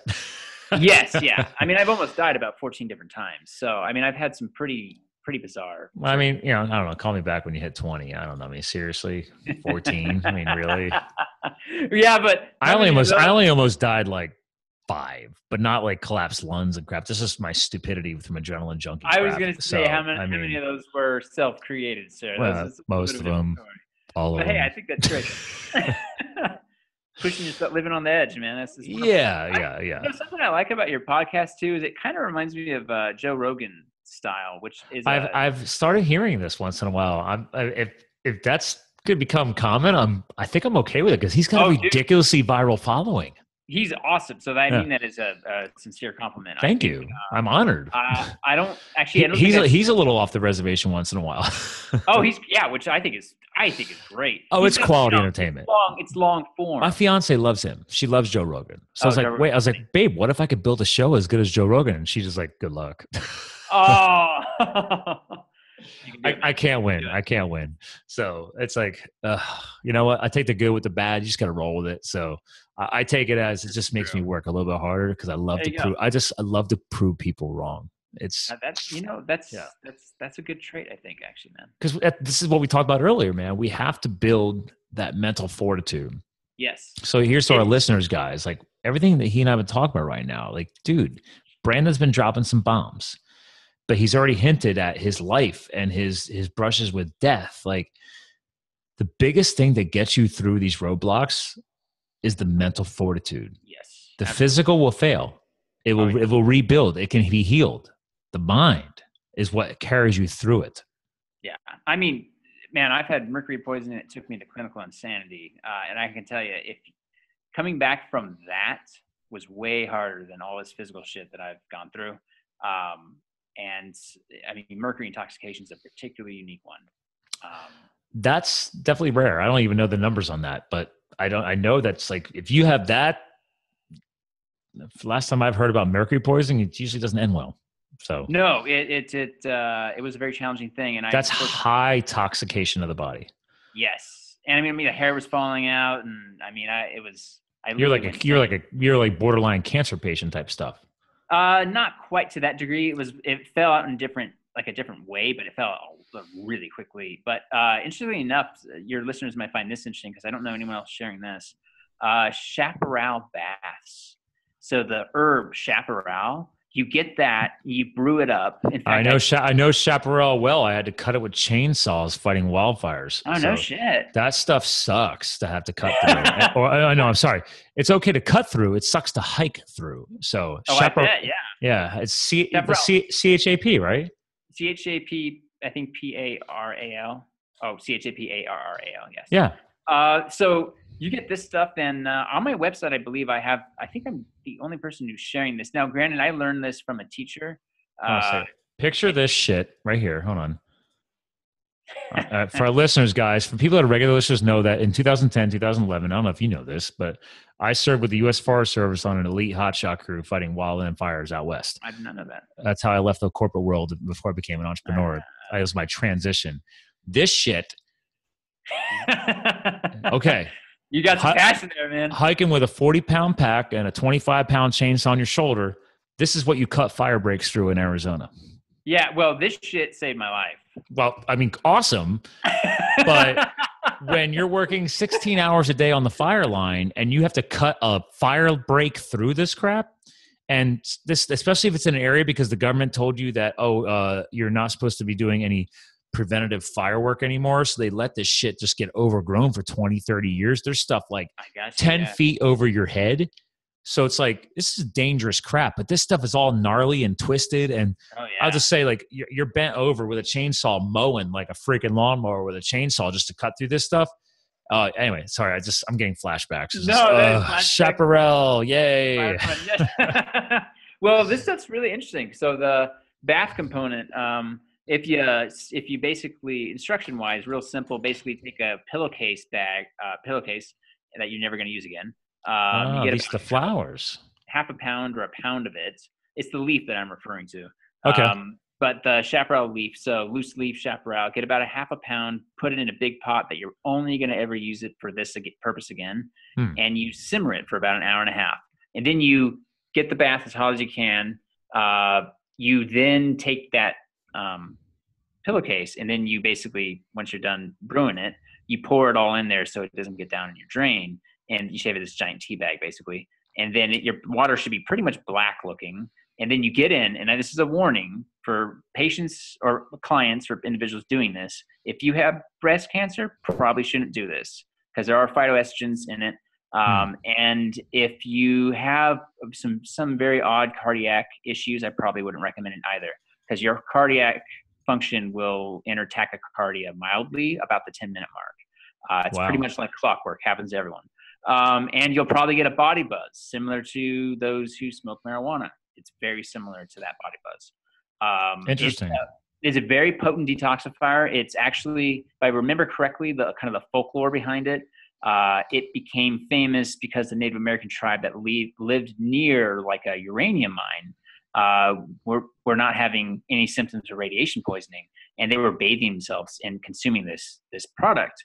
And so they found that this is pretty potent for kind of flushing radioactive material out of the body. Yeah, they're even listing on this website, they're listing in the 15 benefits of chaparral herb. They're trying to say it does help prevent cancer. So that's yes. So this is probably in the extent of consuming it orally. Right. Yeah. Yes. Yeah. And they're specifically referring to cancer in the abdomen, liver, and kidneys, but they're referring to free radical damage. Obviously, we're all trying to fight free radicals. You're talking about right here. I think this is what, like, blood purification, right? You're trying to purify your blood and push the metals out. Yes, and so sweating. They found there's some really good studies on this in terms of better ways to detoxify. I have done a lot of things detoxification wise. I do not recommend a lot of oral methods. I recommend much more if you can sweat it out, man, and then bind it, then you're doing better. So it's interesting. So like the nutritional cleansing that I follow is it's actually technically a cellular level cleansing. Because your body's, people don't understand this. Your body in perfect health does detoxification on a regular basis. That's what your liver does, your gallbladder, your urinary system, everything. But unfortunately, due to our especially here in the US, our average way of life, the less than pure air and water and the lack of nutrient density of our foods, our bodies are not performing at peak levels of performance. So our body's natural detoxification process is inhibited.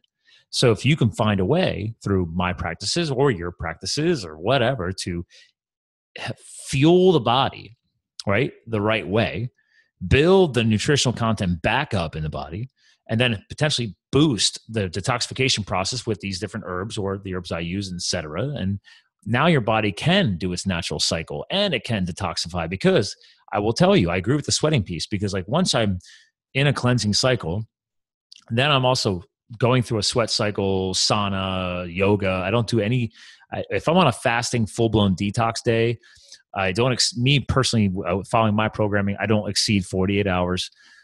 But man, my sweat stinks, which is like, I know that's a good thing. I'm like, oh, I am pushing some nasty crap out, which is awesome. But in the end, I'm just pissing a lot because you're hydrating and you're cycling the evil out. And no matter, I don't care what time of year it is, when I get done with that cycle, I go into the gym, I'm hitting new personal records. My energy is through the roof. I'm sleeping better. Stress levels are down. There's just so many benefits of detoxifying the body. Absolutely. And I think that the study that I was going to refer to ultimately compared, I think, oral EDTA chelation for like mercury challenges compared to sweating. And they were able to excrete more mercury through the skin, through the sweat. The key component they found, though, was you had to wipe that sweat off almost immediately. Otherwise, it would get reabsorbed. I have heard of that. They said it's like they actually recommend regular toweling. Yeah, really regular toweling. Or you're in a bathtub using something like this that's going to bind.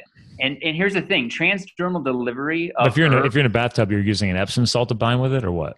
No, like, so using, you'd use like ascorbic acid with like baking soda or maybe even some zeolite or diatomaceous earth or something of that equivalent that's essentially a chelator agent that will bind it. But I don't know for a fact that the chaparral itself is enough to bind, but I can tell you this, it got rid of most of the mercury out of my system, and I did not think it would work. For what it's worth. At the time, I was like, I don't really see this really doing the trick. And I know on one of these pages I have that chaparral information, because I think it's in the immune recommendations on that nutritional consult page there. Oh, okay. But anyway, so the transdermal delivery system, like for CBD, like there's this company called Mary's Nutritionals that has a really good CBD patch. That really got me looking at the research for transdermal delivery of essential oils. I mean, they can take rosemary and rosmaric acid that's in rosemary, one of the active constituents. That's it right there, yeah. So by putting the rosemary like on the thin area of the wrist, 30 minutes later, they can do blood labs and see the rosmaric acids actually in the bloodstream. The half-life's not very long. It's probably 30, 45 minutes. But I mean, our skin is one of the best ways to get nutrients in to help regulate the detoxification method or process throughout the body, I think, than about any other way. It's one of the safest ways. That's awesome. And I think this works because of our lymphatic system largely, and how it delivers things to and from the liver, and then how that processes, and then how that affects the rest of the detoxification pathways. Well, and again, for our listeners, guys, you guys have to go back, and you guys literally, if you're listeners, you got to go to the YouTube, because we've been sharing so much stuff. Like I just got done showing his chaparral bath. He literally has everything linked. He has a nice suite. I love the fact you have nice PDF content linked here. So like he's got like your how-to guide to build like a chaparral bath, like PDF document linked here. It's like, again, guys, like go to bodyepiphanies.com. Okay. Granted, we're specifically into he's got a powerful toolbar, but we're under the nutritional consultation. Then you scroll down to immune recommendations. And the second option there was a chaparral bath. And then right in that section was, I just got done loading the PDF document for the chaparral bath, giving you all the different steps and stuff. So dude, you have a really well-built site. I mean, I don't know how long it took you to build this. Oh, I'm working on it on a daily process. I have a feeling that you're trying to chase Dr. Jack Cruz, because like his database is massive. So the difference. Oh, Paul Stamets, that's another guy that I would love to see on your show. The gentleman who does My Community, Host Defense. Yeah, he's got some great stuff. Well, the crazy thing is, literally yesterday and now tonight, I think I've broken records on how long my podcasts have gone, because last night I think we went almost an hour and a half on my last show. And then tonight we're now approaching, at least on the podcast part, an hour 55. I was like, holy crap. It's more Joe Rogan style, man. It is more Joe Rogan. And I don't care. I'm like, dude, that's the beauty of podcasts. You just hit pause.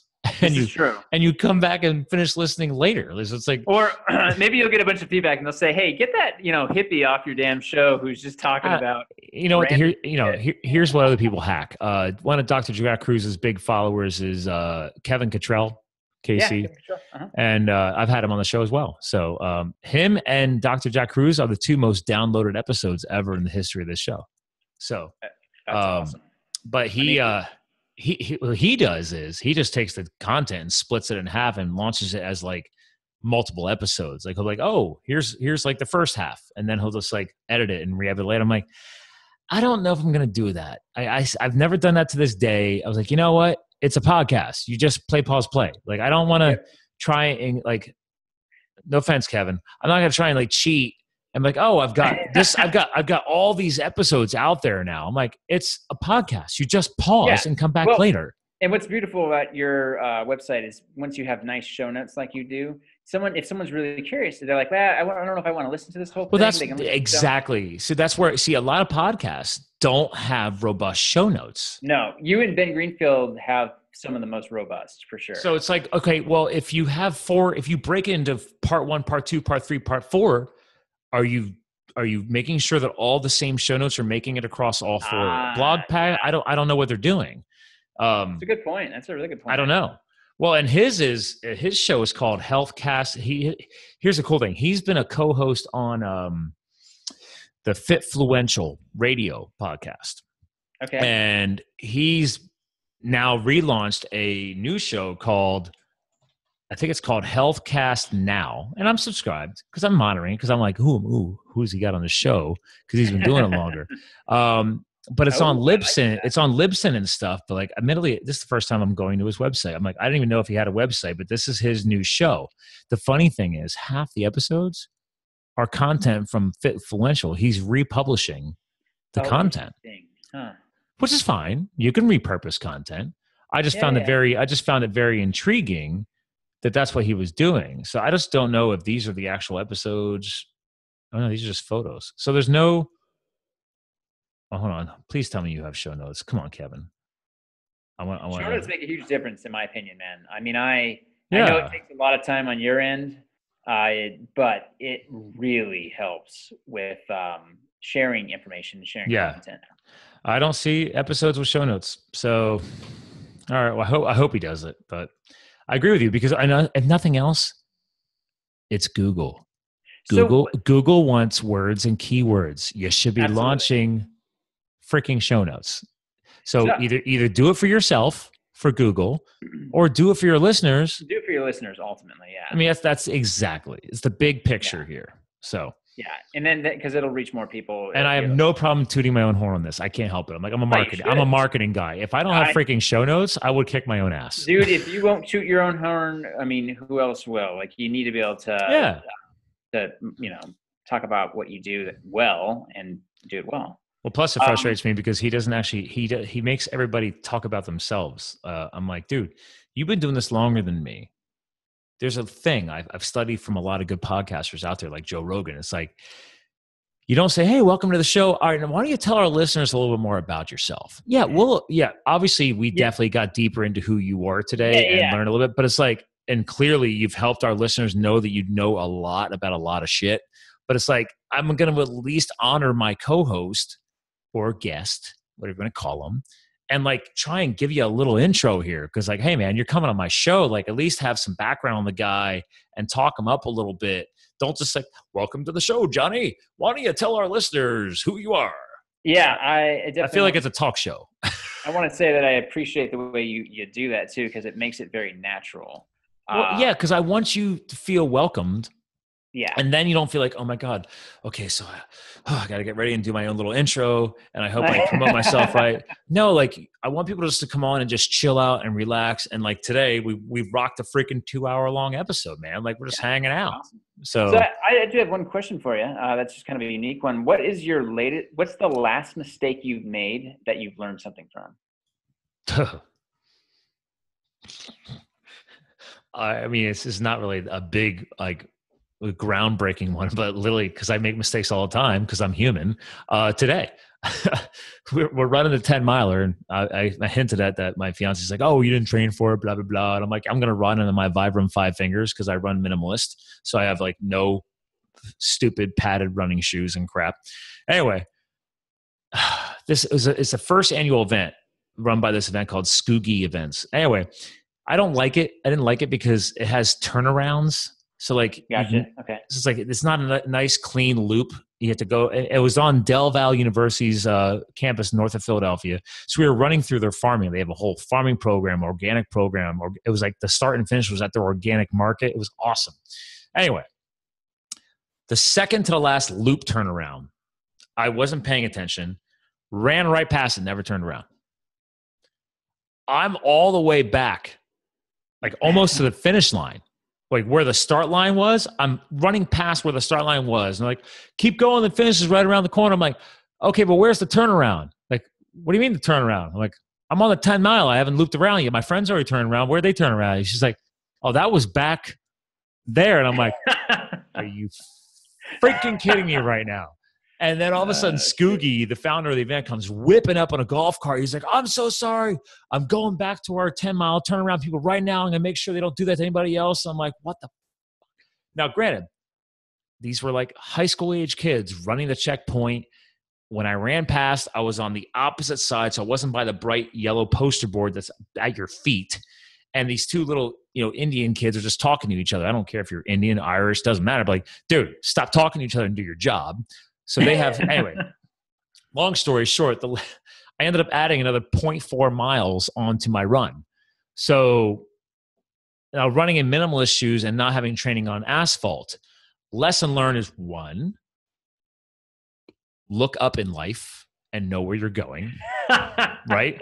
Don't put your blinders on. Cause like, here's the problem. You came around the corner and there was a hill grade. And cause I'm a cyclist and the way I ride is the way I run. I see a hill. I don't like hills. So I just sprint them. I just like put my head down and go. I attack hills. So that's what I did.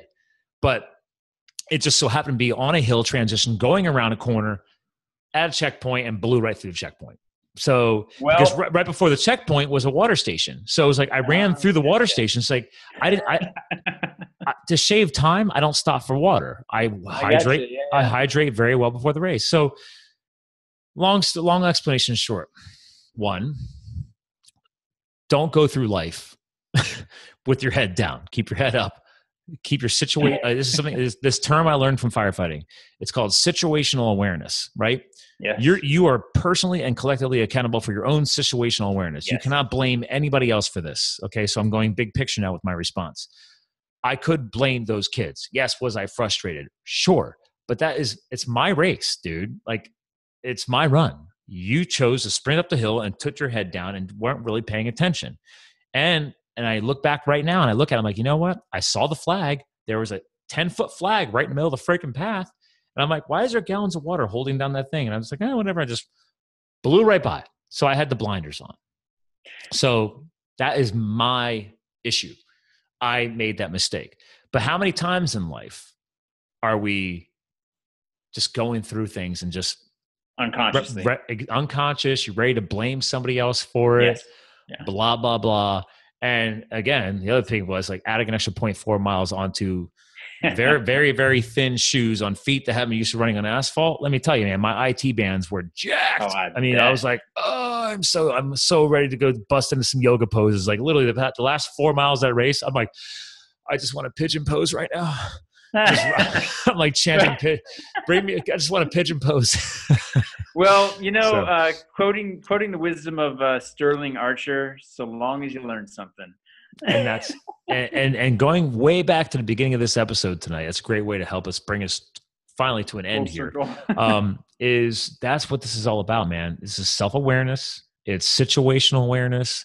It's owning our own shit and being accountable to learn something new. Stop blaming everybody else. Stop blaming the healthcare system, or when I had Dr. Carson on, the U.S. sick care system, whatever.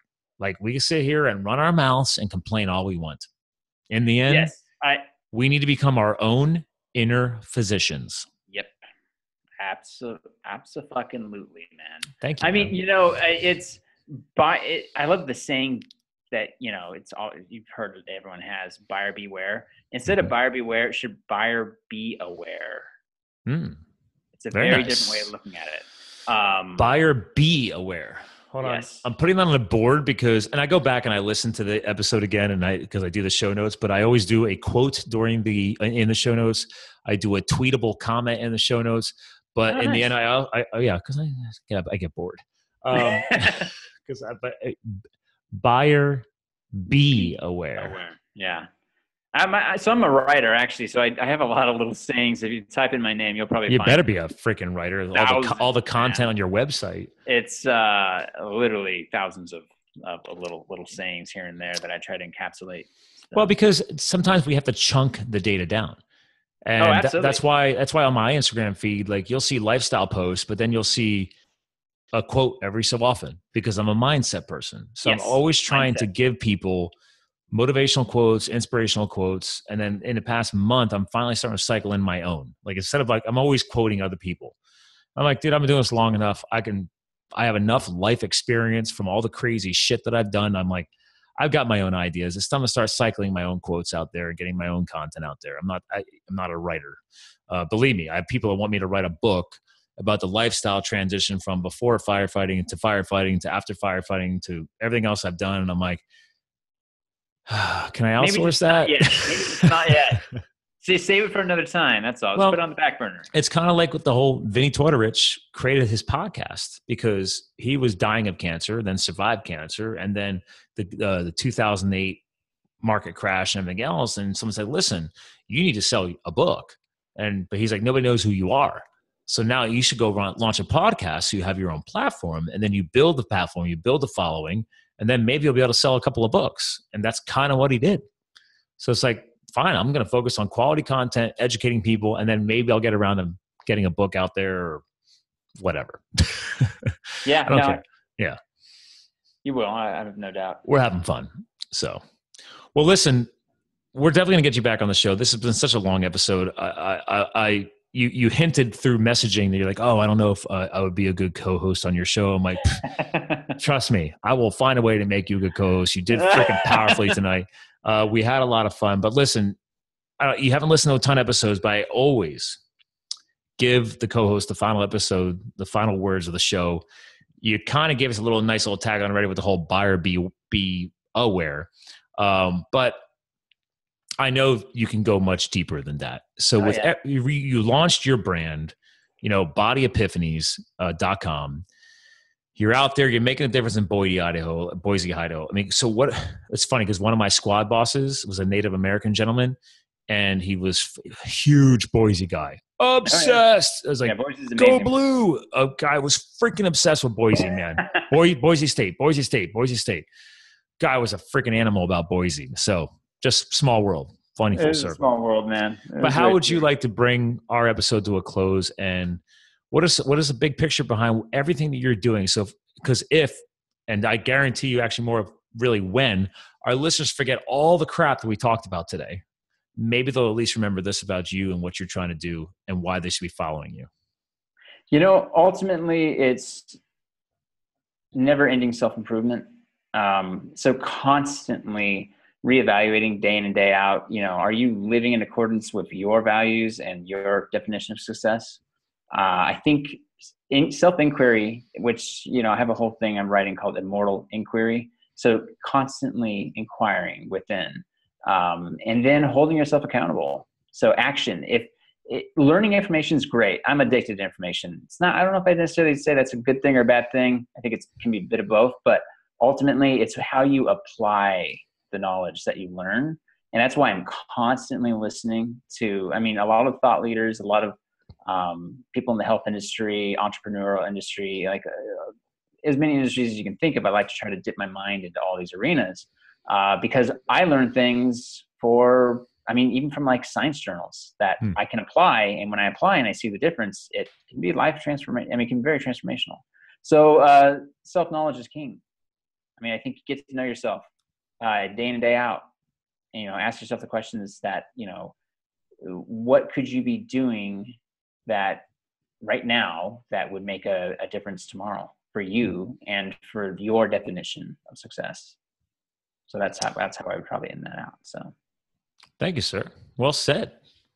Well, listen, hang tight. I'll give you a proper goodbye. To our listeners, I think we have broken all records this evening. So if you have, and I hope you have, listened to all of this wonderful content with maybe some pausing along the way, thank you for listening in. Again, please go check out bodyepiphanies.com. Find them on Instagram if you want to find out more about healthy podcasts that are being shared around the world, because this guy, that's pretty much all he's sharing on Instagram. But again, go check out bodyepiphanies.com. There's a lot of content on his site. It's very robust. He's already hinted that he loves writing. So usually people who love writing love sharing. So he's putting it all out there. He just shared some powerful words for you guys. Again, back to his prior comment, buyer be aware. To our listeners, thanks for listening in. Thanks for following Live the Fuel. Please evaluate us on iTunes. Keep subscribing, keep following, keep sharing. Thanks for listening in. But again, always I like to remind you, keep living the fired up epic life. We'll talk to you guys again soon. You're clear of the pod. Appreciate it, man. I really appreciate you having me on here. This is a lot of fun. You're a blast to talk with. Well, it's got to be entertaining, right? Hold on. Let me keep sharing just to light you back up again. I'm going to light you back up again here. So it's because I got to try this iris thing. So, but you gave me my own notes to kind of play around with tomorrow. So it's a holiday weekend. So, no, thank you for coming on. I dug into you I beforehand. I'm like, this guy will be fine. And plus, dude, your profile photo with the pirate thing, I'm like, all right, this guy's got to geek out a little bit and have a little bit of fun. So, I figured everything would be good. it was a lot of fun. And I'm quite honored to be on your podcast and be, I mean, this is my first time on a podcast. So Yeah. it was great. Well, good. We significantly popped your cherry then. I mean, that's cherry has been popped. We got a 2+ hour cherry popping going on here. So, so again, yeah, no, there's dude, keep doing what you're doing. All right.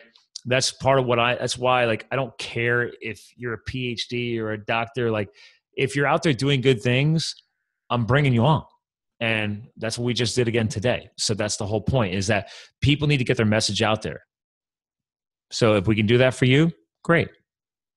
And people are going to be able to hopefully get a few more followers out of you. They can get some more visits to your site, and you got hopefully some more followers to get more education out there because of all the writing you're doing and all the content. Yeah, absolutely. And I'll be sharing your content on a regular basis. And I'll always tag you in it and pay it forward. Well, I guess I'll make sure you have easily able to share it, because obviously I will be publishing you all over. Because when people go live on the show, just so you know, everybody gets blasted over. Oh God, you got Facebook, Twitter, Instagram. I also, because I've been on LinkedIn since it was founded, and it's a very professional place. So I always publish content on LinkedIn as well, because I truly believe that anybody who has a professional network should be on LinkedIn. So. Yeah, no, I'm on LinkedIn there as well. I've been on there for quite some time. Oh, then perfect. If we're not connected there, connect. You know, we'll connect. Yeah. Yeah, link up with me, because that way I can tag you and make sure you're tagged. And again, this is me creating content for you to share, and that's the whole point. We can only share so much of our own content. People need to get themselves out there. You got to start taking action. That's why. And ultimately, just sharing interesting conversations. I mean, there's a lot of actionable items between the both of us that just got dropped in that podcast, even though I know we were kind of all over the place. Dude, when you go back and listen to this show, if one or two things really stand out, please reach back to me and say, you know what, Scott, I really enjoyed this episode, but there's one or two things I would love to dig into deeper. Like, work with me on that. I'm not perfect. I got so much going on, and I'm gonna go back and listen. So I'm like, oh man, I was gonna dig into that too. But if something really stood out to you, and you're gonna be passionate about it, and you got one or two things you really want to dig into, then let's do that, and let's schedule a follow-up episode, and we dig in deeper on that, because you clearly know the doctors and the influencers that are going to reinforce the content that we discuss. Yes, which is really what I want. I don't want people just following you and me.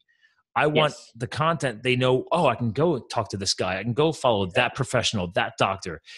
We're just networking. We're providing the network. Being the network for people, yes. Which I have a lot of respect for you to treat it in that way, because I don't think a lot of people do. And that is, I think it's critical. Dude, one of the biggest competitors, Isogenics, for example, is, I don't know, whatever that shit is that they drink on the Beachbody program.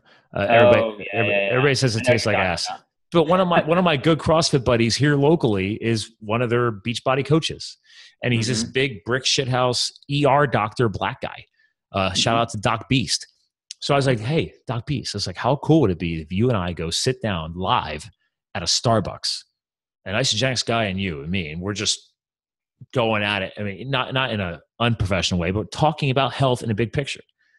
I was like, how cool would that be? And we did that. And that was an episode. Nice. Because I was like, listen, it's proof. Like, I don't care. If you're drawn to me, great. You can work with me and my team and my nutrition. If you like him, great. If you don't like either of us, who cares? We're proving that it's the bigger picture. Exactly. And we're just trying to help people. You know, one of the best conversations I've ever seen in that regard is Dr. John Douillard with Dr. Perlmutter, Grain Brain guy. So those two. Yeah, I love Grain Brain. So they're like kind of. Yeah, that's. Right? I did not know that those guys hooked up. Oh man, it is such a good conversation, and because that was probably a very healthy and educational debate. Yeah, it's the most healthy I've ever seen for that, sparse of a difference. But I would say in the end, Perlmutter came more towards Douillard's thinking ultimately, which was rather intriguing. But it's all in the nuances. This is why it's really critical to look at that information and pay attention to the details. Hey, dude, you opened my mind tonight. Like I wrote his name down. I'm gonna probably poke around and check his stuff out. I do a lot of travel, so when I'm in my car, it's It's a mobile university, dude. It's either Right. podcast. It's Yeah, either yeah, yeah. it's podcasts or That's how it is for audiobooks. me too. Yep. The only time I turn Pandora on is when my fiance's in the car. So what, just out of curiosity, what's the last book you've read that you kind of fall in love with? Ooh, that I fell in love with? Yeah. Or just ignited something inside you differently. Oh, well, I'm very big in like mental development. So this goes outside the health demographic, but just for entrepreneurial stuff. A speaker at Thrive Make Money Matter last year, which I'm going back there again at the end of the month. They're having it this year in Vegas. Powerful event. Big picture thinking, all about putting purpose behind your business. But anyway, Grant Cardone. Oh yeah, I've seen this stuff advertised. Guy just says it how it is. Sales genius. Anyway, one of his books is called Be Obsessed or Be Average. And I literally, when I finished his audiobook for the second time, and I have the physical one sitting right there that he gave me at the event last year because he handed it out to all of us. You literally feel like he's calling you out on your own shit listening to the audiobook. Nice. Like basically saying, listen, people who say they don't like sales or they've never been in sales, he's like, pull your head out of your ass, dude. Sales is a part of life. Every job interview you get on, you're selling. Every relationship, every date you're on, you're selling who you are. But he takes it to the higher level. And he also just basically calls you out and says, listen, there's nothing wrong with wanting to make money because money helps you get through life. He's like, it's up to you to decide what you do with the money. Yeah, exactly. You can have purpose. He's like, dude, why not he didn't say this at the event. A different guy, a different speaker, I'm blanking on his name, was Phil something. But he said, listen, if you want to be a millionaire, don't stop at $1 million. Make 2, give the first $1 million away. Oh, I like that. Yeah. Still be a millionaire. Exactly. And you want purpose, give it away. Because if you only need $1 million, make 2 and give the other one away. Yep. Now you got purpose and you got $1 million. I like it. And I think money just makes more of who you are. I mean, that's something Tony Robbins coined. And I think we need more people with, and that was to be perfectly honest with you, on my past episodes, I've talked about this. That was one thing that's always held me back in life. I didn't grow up with a lot. So I always looked at, that person's got more money. So they're an asshole. They're a douche, blah, blah, blah. I'm a hardworking guy. I've worked for everything I have, blah, blah, blah. I paid my own way to get my BS in marketing and psychology, but it's like, dude, stop tooting your own friggin' horn. In the end, they have more money than you because they probably figured something out better than you. So why don't you study what they're doing? That's very well said, the way you put that together there. Yeah. Right. And then if they turn out to be a douchebag, then fine, they're still a douchebag. Right. Yeah. But maybe you just found somebody that could be a powerful influence on your life, but you had a blocker up because you just assume because they have money, they're a bad person. No, they're not, because that person could be changing the world right now. They have built a successful platform to give them a better way of life, to allow them the freedoms to do things with purpose. Absolutely. And I think that, coming from that curiosity within the spectrum of skill set acquisition is huge. Yeah. Because if you start kind of detaching yourself, anything being personal, just looking at something like, well, what is this person doing that it seems like their systems of thinking is working or providing them better results than mine in this area? And it's crazy. Start breaking it down. And that critical thinking, I think, is, all pun intended, critical. Couldn't have said it better, actually. Yeah. I mean, I think we need to get ourselves to that point of critical thinking, but in the positive light. It's like, are you thinking critically to make these positive, life-changing decisions? Yes. And if you're not, then start getting connected with people that are better than you to help you get to that point. Are better at those skills. Whether it's health, business, or lifestyle, doesn't matter.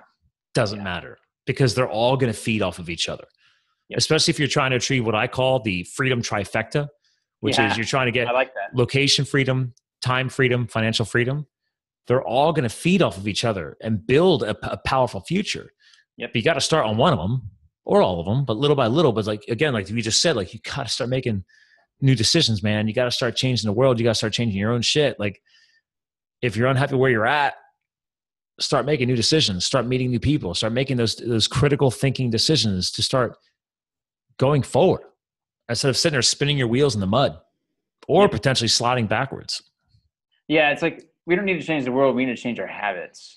And that's how you change the world. You've talked about this multiple times tonight in many different ways. So, but anyway, listen, I'm going to let you go back because I'm actually, it's 11:30. Oh shit, so, man. Yeah. Sorry. I didn't even. I am breaking my circadian rhythm. I know. And this is like heading towards bedtime, and you're well past probably. But see, like Jack says, man, we're making sacrifices. And like I explained this to my fiance. I'm like, listen, I talk to people in different time zones. Like literally yesterday afternoon, I talked to the founders of Villa Capelli.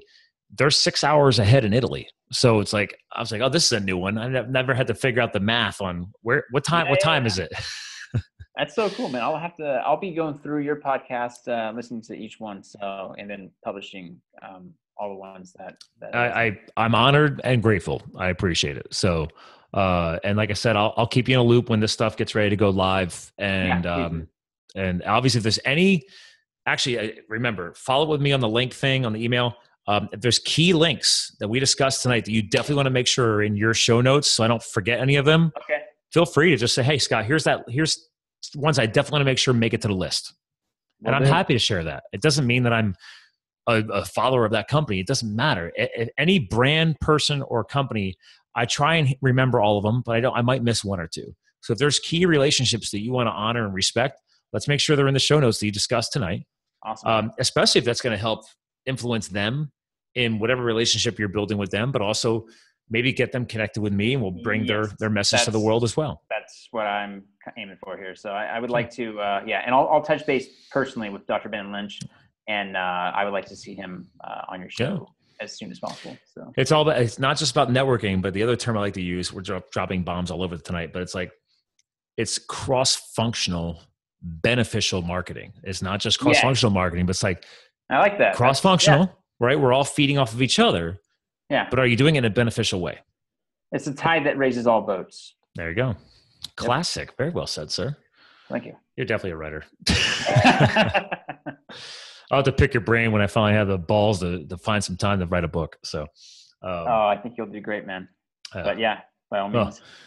Well, thank you, sir. This has been a powerful evening. I'm glad we actually connected. I'm glad you accepted the challenge to come on the podcast. Yeah. So, and thanks now, check.